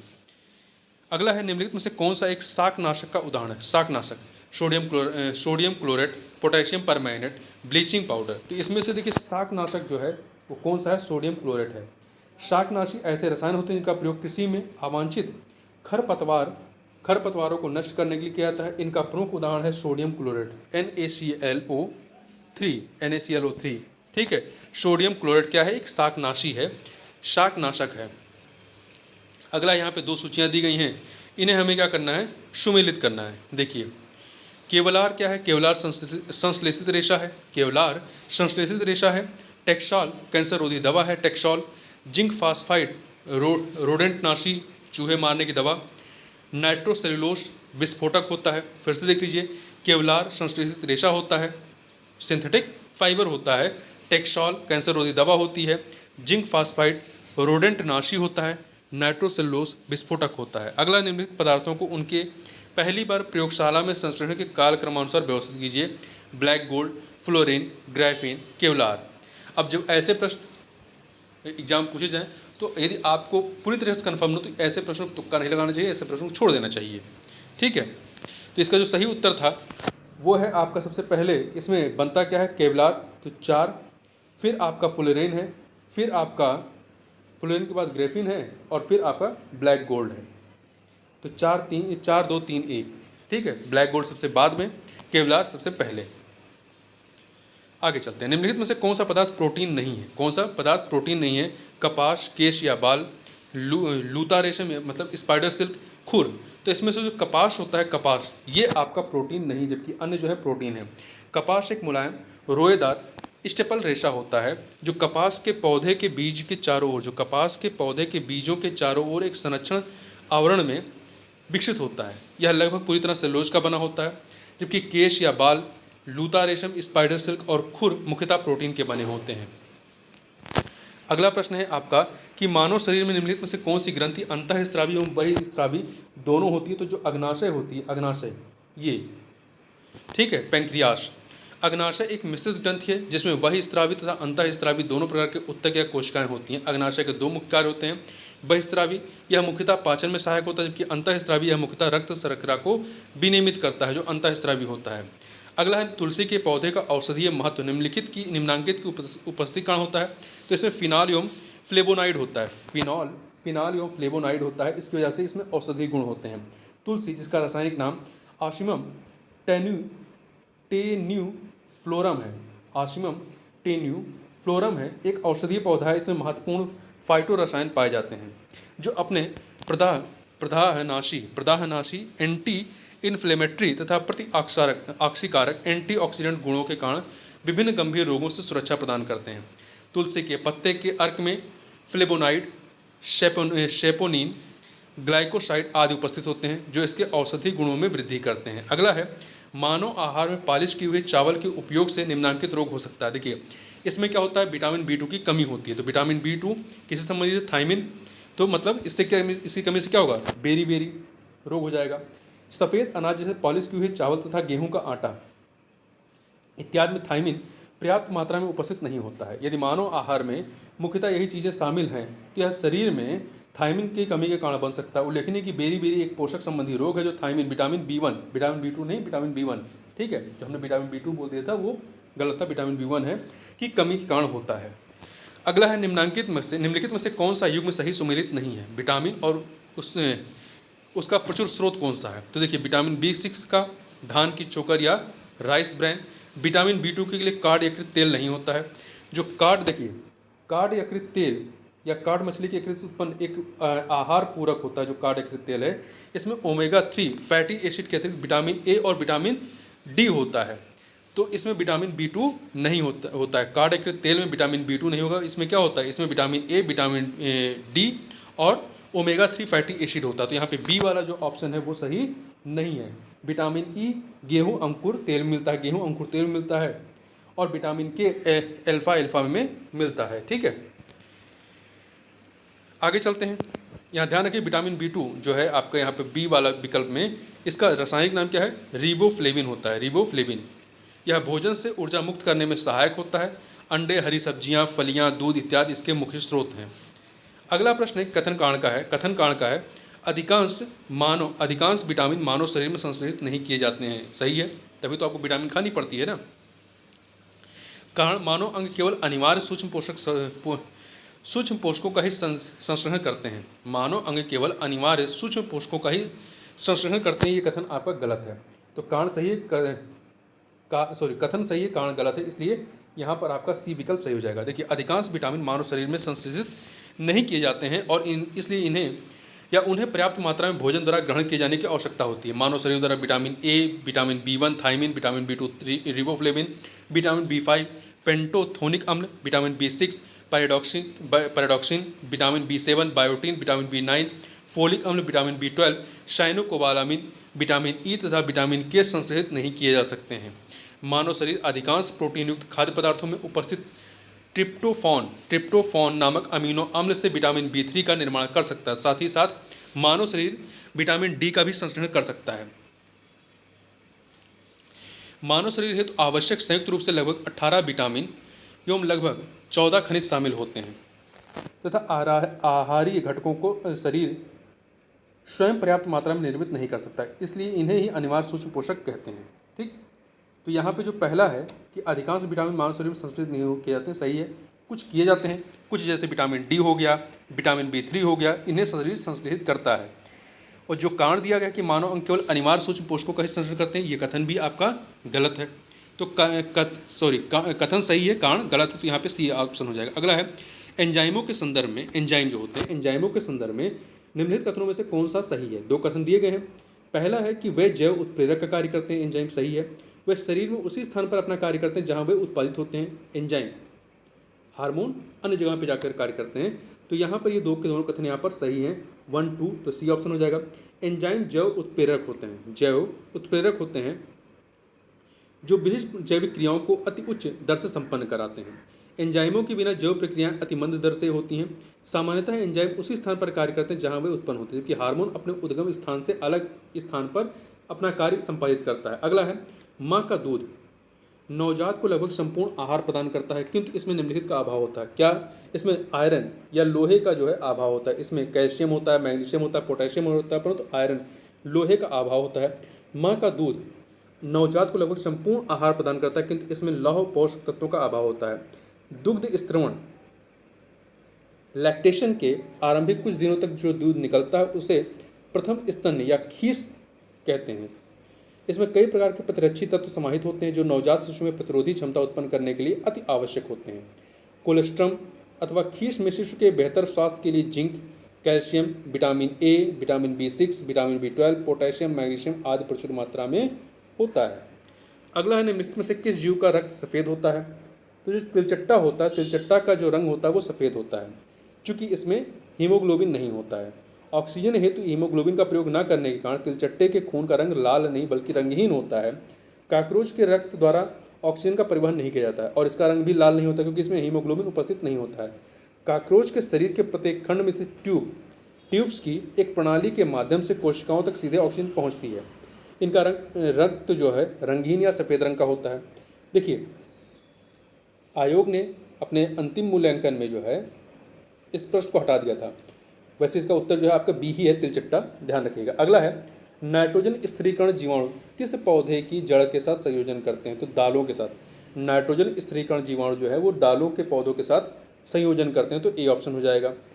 नाइट्रोजन स्थिरीकरण जीवाणु दलहनी फसलों जैसे दालों की जड़ों के साथ सहजीवी संयोजन करते हैं। वे वायुमंडलीय नाइट्रोजन का स्थिरीकरण कर उसे अमोनियम बदलते हैं, जो कि अमोनियम आयनों के रूप में नाइट्रिक कारक जीवाणु द्वारा ग्रहण कर नाइट्राइट एवं फिर नाइट्रेट आयनों में परिवर्तित किया जाता है, जिसे मृदा के माध्यम से पादप ग्रहण करते हैं। तो पादप जो होते हैं नाइट्रोजन को नाइट्रेट के फॉर्म में ग्रहण करते हैं, नाइट्रेट के फॉर्म में। अगला है निम्नांकित में से कौन सा सही सुमेलित नहीं है। कौन सा सही सुमेलित नहीं है? यहाँ पे देखिए, ऑक्सीटोसिन हार्मोन होता है, एस्पार्टेम संश्लेषित मधुरक होता है, संश्लेषित मधुरक होता है, सिंथेटिक कह सकते हैं कि मधुरक शुगर कह सकते हैं। तो ऑक्सीटोसिन हार्मोन होता है, एस्पार्टेम संश्लेषित मधुरक होता है, और वहीं पर आपका न्योप्रीन जो है ये विशिष्ट रबड़ होता है। रेयान रूपांतरित स्टार्च नहीं होता है, रेयान विनिर्मित फाइबर होता है। रेयान जो होता है ये रूपांतरित स्टार्च नहीं बल्कि विनिर्मित फाइबर है, जिसे प्राकृतिक स्रोतों जैसे कि वृक्ष एवं अन्य कृषि उत्पादों से प्राप्त किया जाता है। यह रूपांतरित स्टार्च नहीं है। अगला है राज्यव्यवस्था का प्रश्न है कि पंचायतों के संदर्भ में निम्न में से कौन सा कथन सही है। 3 कथन है। 50% सीटें अनुसूचित जात अनुसूचित जनजाति की महिलाओं के लिए आरक्षित होंगी, गलत है। ग्राम सभा एक निकाय है जिसमें गांव के रहने वाले सभी लोग होते हैं, नहीं। मध्यवर्ती स्तर पर एक पंचायत होगी, ये सही है। तो यहाँ पर आपका तीसरा कथन सही, पहला दूसरा गलत है, तो डी ऑप्शन हो जाएगा। संविधान के अनुच्छेद देखिए, संविधान के अनुच्छेद 243 बी के अनुसार ग्राम सभा में ग्राम स्तर पर पंचायत के क्षेत्र में भीतर समाविष्ट किसी ग्राम से संबंधित निर्वाचक नामावली में पंजीकृत व्यक्तियों से मिलकर बना निकाय अभिप्रेत है। स्पष्टता इसमें केवल गांव के वयस्क लोग ही शामिल होते हैं, ठीक, जिनका जो मतदान कर सकते हैं। अनुच्छेद 243 बी के खंड 1 के अनुसार प्रत्येक राज्य में ग्राम, मध्यवर्ती और जिला स्तर पर पंचायतों का गठन किया जाएगा। हालांकि खंड 2 के अनुसार मध्यवर्ती स्तर पर पंचायत का उस राज्य में गठन नहीं किया जाएगा जिसकी जनसंख्या 20 लाख से अनधिक है, मतलब 20 लाख से कम है। अनुच्छेद 243 डी के खंड 1 के अनुसार प्रत्येक पंचायत में अनुसूचित जातियों और अनुसूचित जनजातियों के लिए उनकी उस पंचायत क्षेत्र में जनसंख्या के अनुपात में स्थान आरक्षित रहेंगे तथा खंड 2 के अनुसार उपर्युक्त आरक्षित स्थानों में से कम 1/3 स्थान यथास्थित अनुसूचित जातियों और अनुसूचित जनजातियों की महिलाओं के लिए आरक्षित रहेंगे, 1/3, ठीक है। अगला है, किसने कहा कि भारत एक अर्धसंघात्मक राज्य है? तो ये कथन जो है केसी वेयर का है। किसका है? ऑस्ट्रेलियाई संविधानविद केसी वेयर ने कहा था कि भारत एक अर्धसंघात्मक राज्य है, क्वेसी फेडरल स्टेट है। तो याद रखिएगा उसको, भारत एक अर्धसंघात्मक राज्य किसने कहा? केसी वेयर ने। अगला है कथन कांड का, यहाँ पर प्रश्न है कथन कांड का। कथन है कि केंद्रीय कानूनों का संवैधानिक वैधता के संबंध में भारत के सर्वोच्च न्यायालय की अनन्य अधिकारिता है। केंद्रीय कानूनों का संवैधानिक वैधता के संबंध में भारत के सर्वोच्च न्यायालय की अनन्य अधिकारिता है, ये कथन गलत है। कारण, सर्वोच्च न्यायालय भारतीय संविधान का संरक्षक होता है, ये कथन आपका सही है, परंतु कथन गलत है, कारण सही है। यहाँ पे डी ऑप्शन हो जाएगा। देखिए, भारत का सर्वोच्च न्यायालय भारतीय संविधान का प्रहरी और संरक्षक है तथा केंद्रीय कानूनों की संवैधानिक वैधता के संदर्भ में सर्वोच्च न्यायालय के साथ साथ उच्च न्यायालयों को भी अधिकारिता प्राप्त है। सर्वोच्च न्यायालय की तरह उच्च न्यायालय भी संसद अथवा राज्य विधानमंडल द्वारा अधिनियमित किसी कानून की वैधता का परीक्षण कर सकते हैं तथा संविधान को बंधों के अनुसार न होने पर उसे असंवैधानिक घोषित कर सकते हैं। हालांकि उच्च न्यायालय के निर्णय के विरुद्ध सर्वोच्च न्यायालय में अपील की जा सकती है। उल्लेखनीय कि 42वें संविधान संशोधन अधिनियम 1976 द्वारा संविधान में अनुच्छेद 131A के तहत केंद्रीय कानूनों की संवैधानिक वैधता से संबंधित प्रश्नों के बारे में सर्वोच्च न्यायालय की अनन्य अधिकारिता संबंधी उपबंध तथा अनुच्छेद 226A के तहत अनुच्छेद 226 के अधीन उच्च न्यायालय की कार्यवाहियों में केंद्रीय विधियों की वैधता पर विचार न किए जाने संबंधी उपबंध किए गए थे तथा 43वें संवैधानिक संशोधन द्वारा 1977 द्वारा इसे निरस्त कर दिया गया।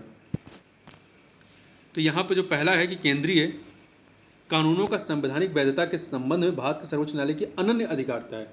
अधिकारिता तो ठीक है, परंतु अनन्य अधिकारिता नहीं। अनन्य अधिकारिता मतलब केवल इसी को अधिकारिता है, तो केवल इसी को अधिकारिता नहीं बल्कि हाई कोर्ट को भी है, उच्च न्यायालय को भी है, इसलिए आपका कथन गलत है। जबकि यदि आप अनन्य हटा दीजिए तो कथन आपका सही हो जाएगा। यहाँ पर केंद्रीय कानूनों का संवैधानिक वैधता के संबंध भारत के सर्वोच्च न्यायालय की अधिकारिता है, यदि ये लिखा होता तो ये कथन सही हो जाता।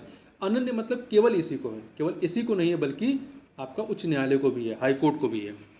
आगे चलते हैं। आपका भारत में राष्ट्रीय पंचायती राज दिवस कब मनाया जाता है? 24 अप्रैल को। 24 अप्रैल को, ठीक है। इस दिवस को वर्ष 2010 में सबसे पहली बार मनाया गया। 42वें संविधान संशोधन द्वारा किस अनुच्छेद के माध्यम से श्रमिकों की प्रबंधन में भागीदारी सुनिश्चित की गई? तो 43A में सुनिश्चित की गई। किसमें? 43A में। 42वें संविधान संशोधन अधिनियम 1976 द्वारा संविधान के भाग 4 में राज्य के नीति निषेध तत्वों के तहत अनुच्छेद 43 का अंतः स्थापित करके यह प्रावधानित किया गया कि राज्य किसी उद्योग में लगे हुए स्थापनों या अन्य संगठनों के प्रबंध में कर्मकारों का भाग लेना सुनिश्चित करने के लिए उपयुक्त विधान द्वारा या किसी अन्य रीत से कदम उठाएगा। संविधान की प्रस्तावना का विधिक स्वरूप क्या है? संविधान की प्रस्तावना का पहला, यह लागू किया जा सकता नहीं, लागू नहीं कर सकता, यह लागू नहीं किया जा सकता, बिल्कुल सही। विशेष परिस्थितियों में लागू किया जा सकता नहीं। भारत के सर्वोच्च न्यायालय ने बेरूबारी मामले 1960 में संविधान की प्रस्तावना को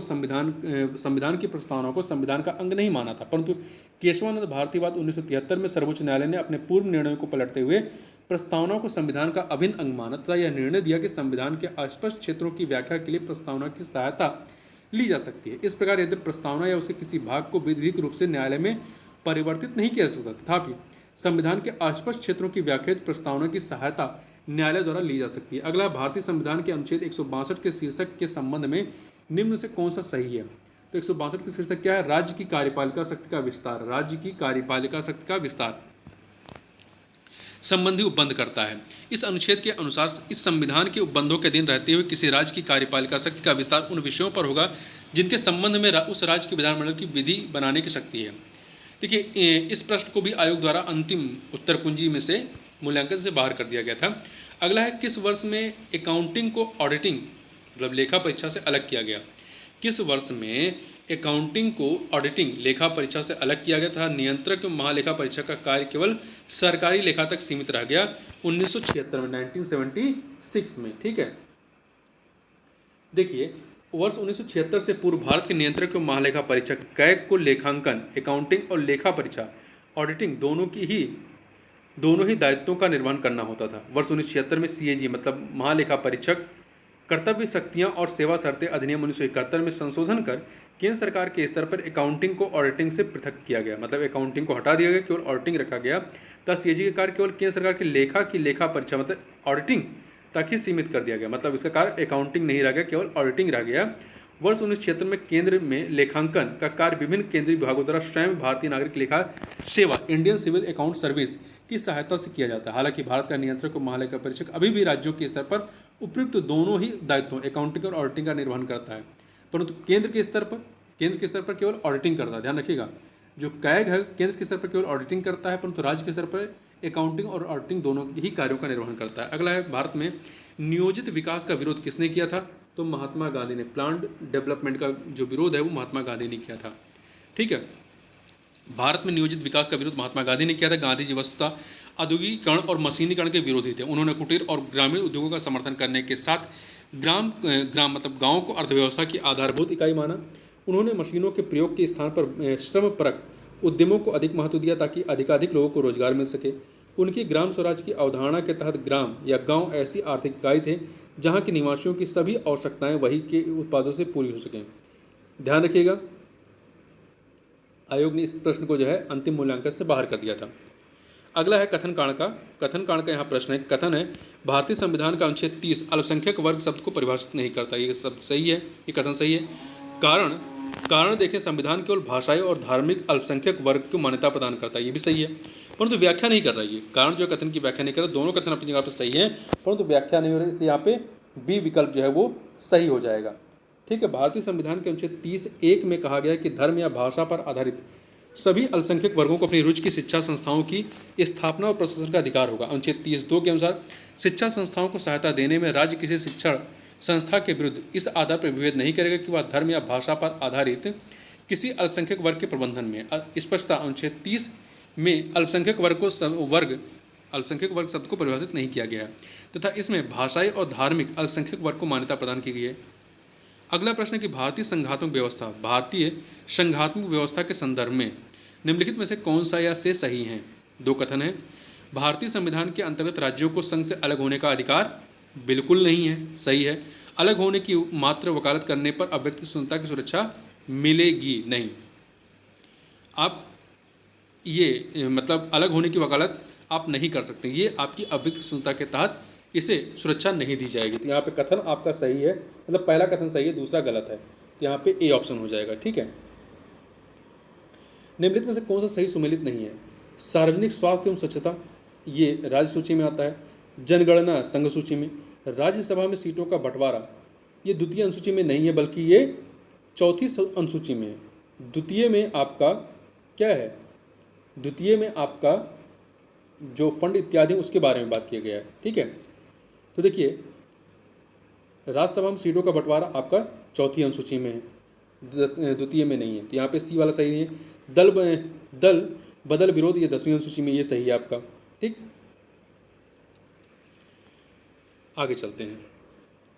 भारत के संविधान की 11वीं अनुसूची में कितने विषय हैं? तो 11वीं अनुसूची में कुल 29 विषय हैं और जो 12वीं अनुसूची है नगर निकाय से संबंधित, जो स्वशासन से संबंधित है, उसमें 18 विषय हैं। प्रधानमंत्री कार्यालय पीएमओ के संबंध में निम्नलिखित में से कौन सा ऐसे कथन सत्य है? दो कथन दिए गए यहाँ पर। यह 1977 में अस्तित्व में आया, ये कथन आपका सही है। इसका प्रधान जो है कैबिनेट सचिव होता है, ये कथन आपका सही नहीं है। पहला सही है, दूसरा गलत है, तो सी ऑप्शन देखिए। वर्ष 1947 से 77 तक प्रधानमंत्री सचिवालय के रूप में जाने गए कार्यालय का वर्ष 1977 में नामकरण जो है प्रधानमंत्री कार्यालय पीएमओ कर दिया गया, प्राइम मिनिस्टर ऑफिस कर दिया गया। पहले प्रधानमंत्री सचिवालय कहा जाता था। प्रधानमंत्री कार्यालय का सर्वोच्च अधिकारी प्रधान सचिव होता है, कैबिनेट सचिव नहीं, प्रिंसिपल सेक्रेटरी होता है। वर्तमान में प्रधानमंत्री के प्रधान सचिव डॉक्टर पी.के. मिश्र तथा कैबिनेट सचिव राजीव गौबा। आप बदल गए होंगे, इसको छोड़ दीजिए, इसको आप बाद में चेक कर लीजिएगा। पर याद रखिएगा कि प्रधानमंत्री कार्यालय का सर्वोच्च अधिकारी जो है वो कैबिनेट सचिव नहीं होता है, कैबिनेट सचिव अलग होता है, प्रधान सचिव होता है, प्रिंसिपल सेक्रेटरी होता है। तो पहला कथन सही है, दूसरा गलत है। भारतीय संविधान की 6ठी अनुसूची के प्रावधान निम्नलिखित में से किस राज्य में लागू होते हैं? तो ये 4 राज्यों असम, मेघालय, त्रिपुरा और मिजोरम। असम, मेघालय, त्रिपुरा और मिजोरम। तो इन चारों विकल्पों में केवल त्रिपुरा ही शामिल है, तो ए ऑप्शन हो जाएगा। तो असम, मेघालय, त्रिपुरा और मिजोरम के जनजातीय क्षेत्रों में प्रशासन हेतु 6ठी अनुसूची के प्रावधान लागू होते हैं। 6ठी अनुसूची इन राज्यों में स्वायत्त जिला परिषद ऑटोनॉमस डिस्ट्रिक्ट काउंसिल की स्थापना की अनुमति प्रदान करती है। सिक्किम एवं नागालैंड इसमें शामिल नहीं है। आगे चलते हैं। निम्नलिखित में से कौन सा सही सुमेलित नहीं है? बंदी प्रत्यक्षीकरण मतलब to have the body of, परमादेश, बी कमांड, प्रतिषेध, टू बी सर्टिफाइड नहीं, टू बी सर्टिफाइड उत्प्रेषण के लिए होता है, टू बी सर्टिफाइड उत्प्रेषण के लिए प्रयुक्त शब्द है, न कि प्रतिषेध के लिए। अधिकार परीक्षा बाय व्हाट अथॉरिटी, यहाँ पर सी वाला जो है आपका सही जो है वो सुमेलित नहीं है। ठीक है, आगे चलते हैं। धन विधेयक भारत के संविधान के किस अनुच्छेद में परिभाषित किया गया? तो अनुच्छेद 110 में इसकी परिभाषा दी गई है धन विधेयक की। देखिए, धन विधेयक संविधान के अनुच्छेद 110(1) में परिभाषित है। धन विधेयक या मनी बिल राष्ट्रपति की सिफारिश से, ध्यान रखिएगा, धन विधेयक जो है वो राष्ट्रपति की सिफारिश से लोकसभा में ही प्रस्तुत हो सकता है, राज्यसभा में नहीं। परंतु इसके लिए पहले राष्ट्रपति की सिफारिश की आवश्यकता होती है। लोकसभा का अध्यक्ष अपना हस्ताक्षर करके इसे धन विधेयक घोषित करता है। लोकसभा द्वारा पारित होने पर धन विधेयक राज्यसभा में विचारार्थ भेजा जाता है। यदि राज्यसभा विधेयक प्राप्त करने के 14 दिनों के भीतर अपनी सिफारिशों के साथ लोकसभा के पास उस विधेयक को वापस कर दे तो लोकसभा उसकी सिफारिशों पर विचार करेगी, लेकिन लोकसभा को पूर्ण अधिकार है कि वह उन सिफारिशों को स्वीकृत करे या अस्वीकृत करे। भारतीय भाषाओं का केंद्रीय संस्थान या इंग्लिश में कहें central institute of Indian languages, ये किस स्थान पर अवस्थित है? तो ये मैसूर में है। मैसूर कहाँ है? कर्नाटक में। वर्ष 2019 में इस संस्थान ने अपनी स्वर्ण जयंती मनाई। इसकी स्थापना कब मनाई हुई थी? 1969 में। ध्यान रखिएगा कि भारतीय भाषाओं का केंद्रीय संस्थान या central institute of Indian language कहाँ पे है? मैसूर में। इसकी स्थापना 1969 में हुई थी। अगला है अर्थव्यवस्था का प्रश्न। बहुआयामी निर्धनता सूचकांक। बहुआयामी निर्धनता सूचकांक में सम्मिलित होता है क्या? इसमें स्वास्थ्य, शिक्षा, जीवन स्तर, ये सभी को सभी शामिल किए जाते हैं। ठीक है, शिक्षा, स्वास्थ्य एवं जीवन स्तर के संदर्भ में चरम निर्धनता का मापन किया जाता है। तो यहाँ पर आपका 1, 2, 3 डी ऑप्शन हो जाएगा।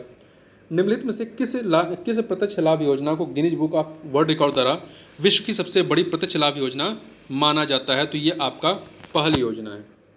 पहल जो गैस सब्सिडी आती है आपकी वो। ठीक है, ध्यान रखिएगा 2015 में केंद्रीय पेट्रोलियम और प्राकृतिक गैस मंत्रालय को उसकी पहल योजना हेतु Guinness book of world record द्वारा विश्व की सबसे बड़ी प्रत्यक्ष लाभ योजना के रिकॉर्ड का प्रमाण पत्र दिया गया था। ठीक है, आगे चलते हैं। राष्ट्रीय खाद्य सुरक्षा अधिनियम के संदर्भ में निम्नलिखित कथनों में से कौन सा सही है? यहाँ पर 3 कथन दिए गए। पहला, राष्ट्रीय खाद्य सुरक्षा अधिनियम के संबंध में यह 75% ग्रामीण और 50% शहरी जनसंख्या को आच्छादित करेगी। सही है। महिलाओं और बच्चों को पोषण संबंधी सहायता पर विशेष ध्यान देना है। सही। 18 वर्ष आयु से अधिक की सबसे बड़ी महिला जो है परिवार की मुखिया होगी। ये 3 के तीनों कथन यहाँ पर सही हैं, इसलिए सी ऑप्शन हो जाएगा। देश की जनता को खाद्य एवं पोषण सुरक्षा उपलब्ध कराने के उद्देश्य से 10 सितंबर 2013 को राष्ट्रीय खाद्य सुरक्षा अधिनियम अधिसूचित किया गया था। ठीक है, देखिए इसके जो मुख्य प्रावधान है क्या है? पहला कि देश की 75% ग्रामीण जनसंख्या और 50% शहरी जनसंख्या अर्थात देश की कुल जनसंख्या के लगभग 2/3 67% को आच्छादित करेगी। पात्र परिवारों को 3 रुपया, 2 रुपये तथा 1 रुपये की सब्सिडीकृत कीमत पर 3 रुपये पर चावल, 2 रुपये पर गेहूँ तथा 1 रुपये पर मोटे अनाज तथा 5 किलोग्राम मात्रा प्रति व्यक्ति प्रतिमाह उपलब्ध कराई जाएगी। ठीक है। अंत्योदय अन्न योजना की अति निर्धन परिवारों को प्रति परिवार प्रतिमाह 35 किलोग्राम खाद्यान्न रियायती दर पर प्रदान किया जाएगा। 18 वर्ष या इससे अधिक आयु की सबसे बड़ी महिला का नाम परिवार के मुखिया के तौर पर नामित करने और उन्हीं के नाम राशन कार्ड जारी करने का प्रावधान है। महिलाओं और बच्चों को पोषण संबंधी सहायता प्रदान करने संबंधी विशेष प्रावधान किए गए हैं इसमें। अगला है, भारत में पट्टेदारी सुधार के उपायों के संदर्भ में कौन सा कथन सही है। यहाँ पे तीन चीज़ें दी गई हैं। लगान का विनियमन, अवधि की सुरक्षा, पट्टेदारी पर स्वामित्व की घोषणा। ये तीन के तीनों ही जो है आपका भूमि सुधारों से या भारत में पट्टेदारी सुधार से संबंधित है। तो 1, 2, 3 डी ऑप्शन हो जाएगा। अगला है, भारत में सार्वजनिक क्षेत्र के कार्यों के संदर्भ में निम्नलिखित में से कौन सा कथन सही है। भारत में सार्वजनिक क्षेत्र के कार्यों के संदर्भ में तो यहाँ पे 4 कथन दिए गए हैं। पहला, सार्वजनिक उपयोगिता संसाधन प्रदान करना। पहला जो है, देखिए प्रश्न क्या है, भारत में सार्वजनिक क्षेत्र के कार्यों के संदर्भ में निम्नलिखित में से कौन सा कथन सही है। पहला, सार्वजनिक उपयोगिता संसाधन प्रदान करना, सही है। दूसरा, सामाजिक और आर्थिक ऊपरी पूंजी का निर्माण करना। तीसरा, संतुलित क्षेत्रीय और क्षेत्रीय विकास सुनिश्चित करना। और समतावादी लक्ष्यों को आगे बढ़ाना। ये सार्वजनिक क्षेत्र के कार्यों में शामिल है। 4 के चारों इसमें हो जाएगा 1, 2, 3, 4। भारत में सार्वजनिक क्षेत्र के कार्यों और उसके उद्देश्यों में सार्वजनिक उपयोगिता संसाधन प्रदान करना, सामाजिक और आर्थिक ऊपरी पूंजी का निर्माण करना, संतुलित क्षेत्रीय और क्षेत्रीय विकास सुनिश्चित करना तथा आय और संपत्ति के पुनर्वितरण को बढ़ावा देने के माध्यम से समतावादी लक्ष्यों को आगे बढ़ाना शामिल है। अगला है, राष्ट्रीय सामाजिक सहायता कार्यक्रम में गरीबी रेखा से नीचे के लिए निम्न कार्यक्रम सम्मिलित नहीं है। राष्ट्रीय सामाजिक सहायता कार्यक्रम में गरीबी रेखा से नीचे के लिए कौन सा कार्यक्रम शामिल नहीं है। निम्न कार्यक्रम सम्मिलित नहीं, कौन सा, देखिए राष्ट्रीय परिवार लाभ कार्यक्रम, अन्नपूर्णा, महिला किसान सशक्तिकरण परियोजना इसमें शामिल नहीं है। राष्ट्रीय परिवार लाभ कार्यक्रम और अन्नपूर्णा शामिल है, परंतु महिला किसान सशक्तिकरण परियोजना इसमें शामिल नहीं है। तो यहाँ पे सी ऑप्शन हो जाएगा। देखिए, राष्ट्रीय सामाजिक सहायता कार्यक्रम NSAP गरीबी रेखा से नीचे अर्थात बीपीएल जो परिवार होते हैं, परिवारों के लिए एक केंद्र प्रायोजित योजना है राष्ट्रीय सामाजिक सहायता कार्यक्रम, जिसके तहत 5 उप योजनाएं या कार्यक्रम शामिल हैं। इसमें इंदिरा गांधी राष्ट्रीय वृद्धावस्था पेंशन योजना, इंदिरा गांधी राष्ट्रीय विधवा पेंशन योजना, इंदिरा गांधी राष्ट्रीय निःशक्तता पेंशन योजना, राष्ट्रीय परिवार लाभ कार्यक्रम और अन्नपूर्णा योजना। तो इसको आप यहाँ पर याद रखिएगा, ये महत्वपूर्ण है। महिला किसान सशक्तिकरण परियोजना राष्ट्रीय ग्रामीण आजीविका मिशन का एक उप घटक है, ये भी ध्यान रखिएगा, ठीक है। महिला किसान जो सशक्तिकरण परियोजना है, यहाँ पर जो सी विकल्प में दिया गया है वो क्या है, वो राष्ट्रीय ग्रामीण आजीविका मिशन का एक उपघटक है। अगला प्रश्न है कि लघु उद्योगों के लिए बनी निम्न समितियों को कालानुक्रम में व्यवस्थित कीजिए और नीचे दिए गए कोर्स से सही उत्तर का चयन कीजिए। यहाँ लघु उद्योग के संबंध में 4 समितियाँ हैं, नायक समिति, आबिद हुसैन समिति, ASS कोहली समिति और कार्वे समिति। देखिए इसमें नायक समिति जो है, नायक समिति आपकी 1991 की है। आबिद हुसैन समिति जो है, आबिद हुसैन समिति 1995 2। फिर आपका SS कोहली समिति वर्ष 2000 की है, तो 3। कार्वे समिति जो है 1955 की है, 1955 की है, तो सबसे पहले ये हो जाएगा। तो 4, 1, 2, 3 हो जाएगा। तो उत्तर क्या आना चाहिए, 4, 1, 2, 3। तो ये आपका किसी विकल्प में शामिल नहीं है, ठीक है। तो ध्यान रखिएगा, इसमें सबसे पहले कौन सा आता है, कार्वे समिति है, कार्वे समिति है, ठीक। उसके बाद नायक समिति है, फिर आबिद हुसैन समिति है, फिर SS कोहली समिति है। आगे चलते हैं, 2 सूचियां हैं, कार्यक्रम और उसका प्रारंभ वर्ष कौन सा है। तो यहाँ पे देख लीजिए, अंधत्व नियंत्रण हेतु राष्ट्रीय कार्यक्रम, अंधत्व नियंत्रण हेतु राष्ट्रीय कार्यक्रम 1976 में प्रारंभ होता है। समन्वित बाल विकास योजना 1975 की है। अंधत्व नियंत्रण हेतु राष्ट्रीय कार्यक्रम 1976 है, समन्वित बाल विकास योजना 1975 की है। राष्ट्रीय कुष्ठ निवारण कार्यक्रम 1983 की है। राष्ट्रीय ग्रामीण स्वास्थ्य मिशन 2005 की है। फिर से देख लीजिए, अंधत्व नियंत्रण हेतु राष्ट्रीय कार्यक्रम 1976 है, समन्वित बाल विकास योजना जो है वो आपका 1975 की है। राष्ट्रीय कुष्ठ निवारण कार्यक्रम 1983 की है। राष्ट्रीय ग्रामीण स्वास्थ्य मिशन 2005 की है। अगला प्रश्न है, कथन कांड का प्रश्न है। कथन है कि हाल के वर्षों में भारत में महिलाओं के लिए श्रम की भागीदारी की दर में तेजी से गिरावट आई है। कारण क्या है, क्योंकि पारिवारिक आय में सुधार एवं शिक्षा में वृद्धि के कारण से इस श्रम की भागीदारी दर में गिरावट आई है, ठीक है। पारिवारिक आय में सुधार होने से क्या हो रहा है कि महिलाओं को जो बाहर काम करने की जो दर है, वो रेट है, वो कम हो रहा है। तो यहाँ पे कथन कांड दोनों सही है और व्याख्या भी हो रही है, ठीक है। तो ए ऑप्शन। आगे चलते हैं, देखिए भारत में निर्भरता अनुपात डिपेंडेंसी रेशियो घट रहा है, क्योंकि 15 से 59 वर्ष की जनसंख्या सापेक्षता जो है वो अधिक है। भारत में निर्भरता अनुपात जो है डिपेंडेंसी रेशियो घट रहा है क्योंकि 15 से 59 वर्ष की जनसंख्या सापेक्षता अधिक है। देखिए, निर्भरता अनुपात वह अनुपात है जो 0 से 14 वर्ष तथा 65 प्लस आयु वाली जनसंख्या के योग तथा 15 से 64 वर्ष की आयु वाली जनसंख्या के बीच के अनुपात के योग के बराबर होता है। वर्तमान में भारत वैश्विक स्तर पर सर्वाधिक युवा आबादी वाला देश है, 15 से 64 वर्ष वाला। यूनाइटेड नेशन पॉपुलेशन फंड द्वारा जारी आंकड़ों के अनुसार भारत में कामकाजी लोगों की जनसंख्या के अनुपात में उन पर निर्भर लोगों की संख्या में कमी आई है। मतलब कामकाजी कौन है? जो 15 से 64 वर्ष वाले हैं। निर्भर कौन है? जो 0 से 14 वर्ष के जो लोग हैं और जो 65 वर्ष से अधिक के लोग हैं, ये निर्भर हैं। तो इनकी संख्या जो है, जो कार्यशील आबादी है उसके सापेक्ष में कम है। ठीक है, तो यही कहा गया है कि भारत में कामकाजी लोगों की जनसंख्या के अनुपात में उन पर निर्भर लोगों की संख्या में कमी आई है। यही चीज़ यहाँ भी बताई गई है। इसीलिए क्या हो रहा है, जो भारत में निर्भरता अनुपात है वो घट रहा है। देखिए, वर्ष के अधिकांश हिस्से में बेरोजगार रहने वाले व्यक्तियों की संख्या को क्या कहा जाता है? वर्ष के अधिकांश हिस्से में बेरोजगार रहने वाले व्यक्तियों की संख्या को सामान्य स्थित बेरोजगारी कहते हैं। क्या कहते हैं? सामान्य स्थित बेरोजगारी। तो ए ऑप्शन हो जाएगा। सामान्य स्थित बेरोजगारी क्या होती है? Usual status unemployment.